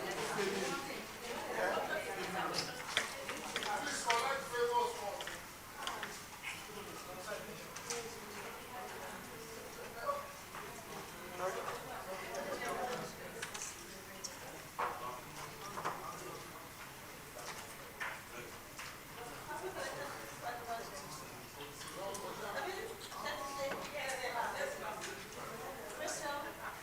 So that's 1, 2. Thank you very much. So, we just count how many?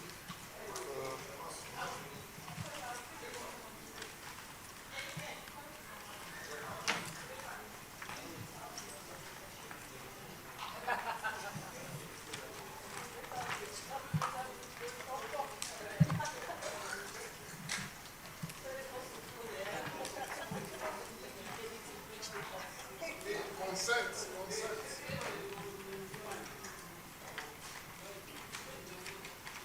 Okay, so it's 17 altogether. One more coming? All right, so that's 18. There are 2 others left, right? 2 others left earlier, so that would have been 20, right? Pastor Deji was supposed to be 20, was it? So I'll send you the questions for 2 more. Okay? Okay.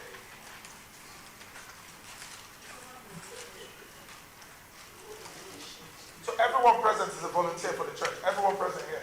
Okay, that's great. Nice. good. That's good. It's service, isn't it? Yeah, nice. I like the vibe. Yeah. Your wife is already. She's poached me already. You know. That's it. Okay. All right. I think that's it. So, we're waiting for one more. Sorry. Is it?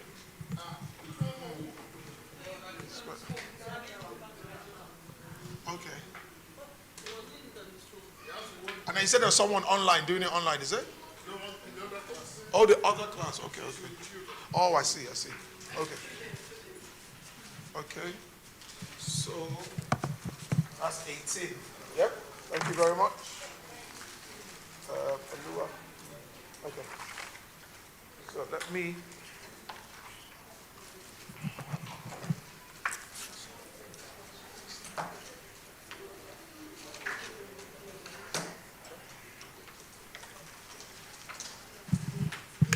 Okay, I think we've really done well. But again, we're just rounding up. Any more questions across?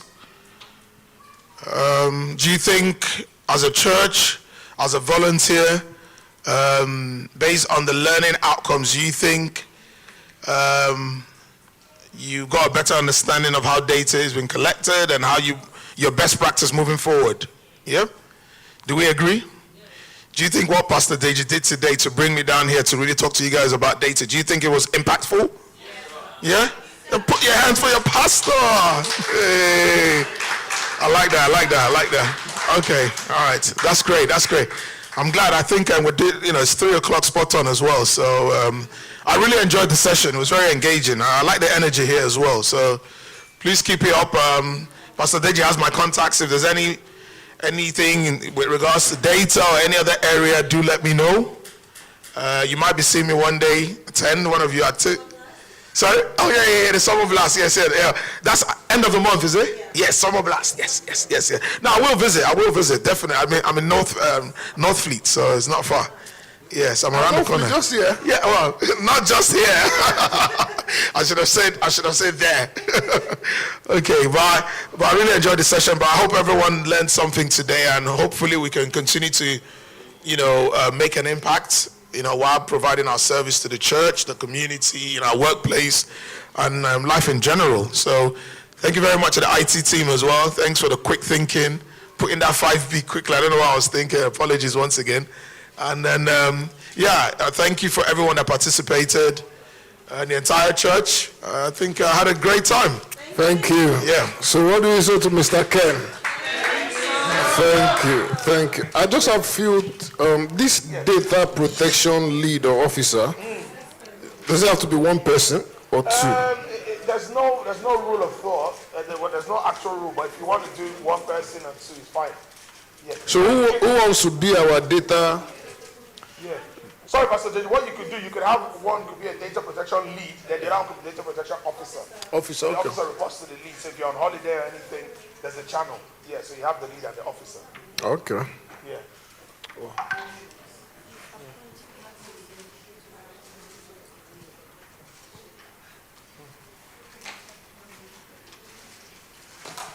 Any other question for Mr. Ken? While I'm here, now I really enjoyed the engagement. I think people were real. People were keeping it real there. Because sometimes people just don't come up to say as it is, but people were real there, so keep it up. Sorry? Thank you so much. Yeah, I like that. Yeah. Okay. Who wants to be our data protection? Is it lead officer? Lead? Lead first. Yeah. No, he's not here now. He's got knowledge of it. It is for masters. Really? Huh? Okay. So that's the lead. What about officer? Okay. Who wants to be officer? Who wants to assist him?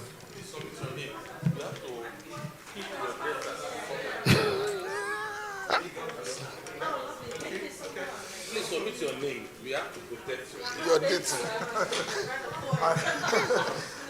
Pastor Deji, I think I'll send the certificates to you. Yeah, that's then fine. you would. Do you need this? That's the names. I don't know if you.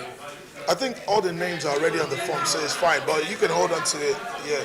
Or should I hold on to it just to double check handwriting? Let me do that. But I'll send all the certificates to you. Then you would, yeah. Since I did not take the emails, yeah. I'll let you know the scores and everything. Thank you, Pastor. Yeah, I really enjoyed my time. It was great. It was great. It was great. Yeah.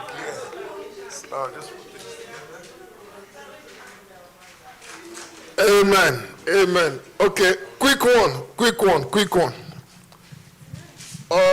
Sister Olaide, you can stop the live now.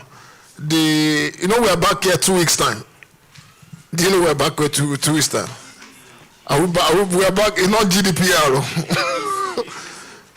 So do you know your groups and your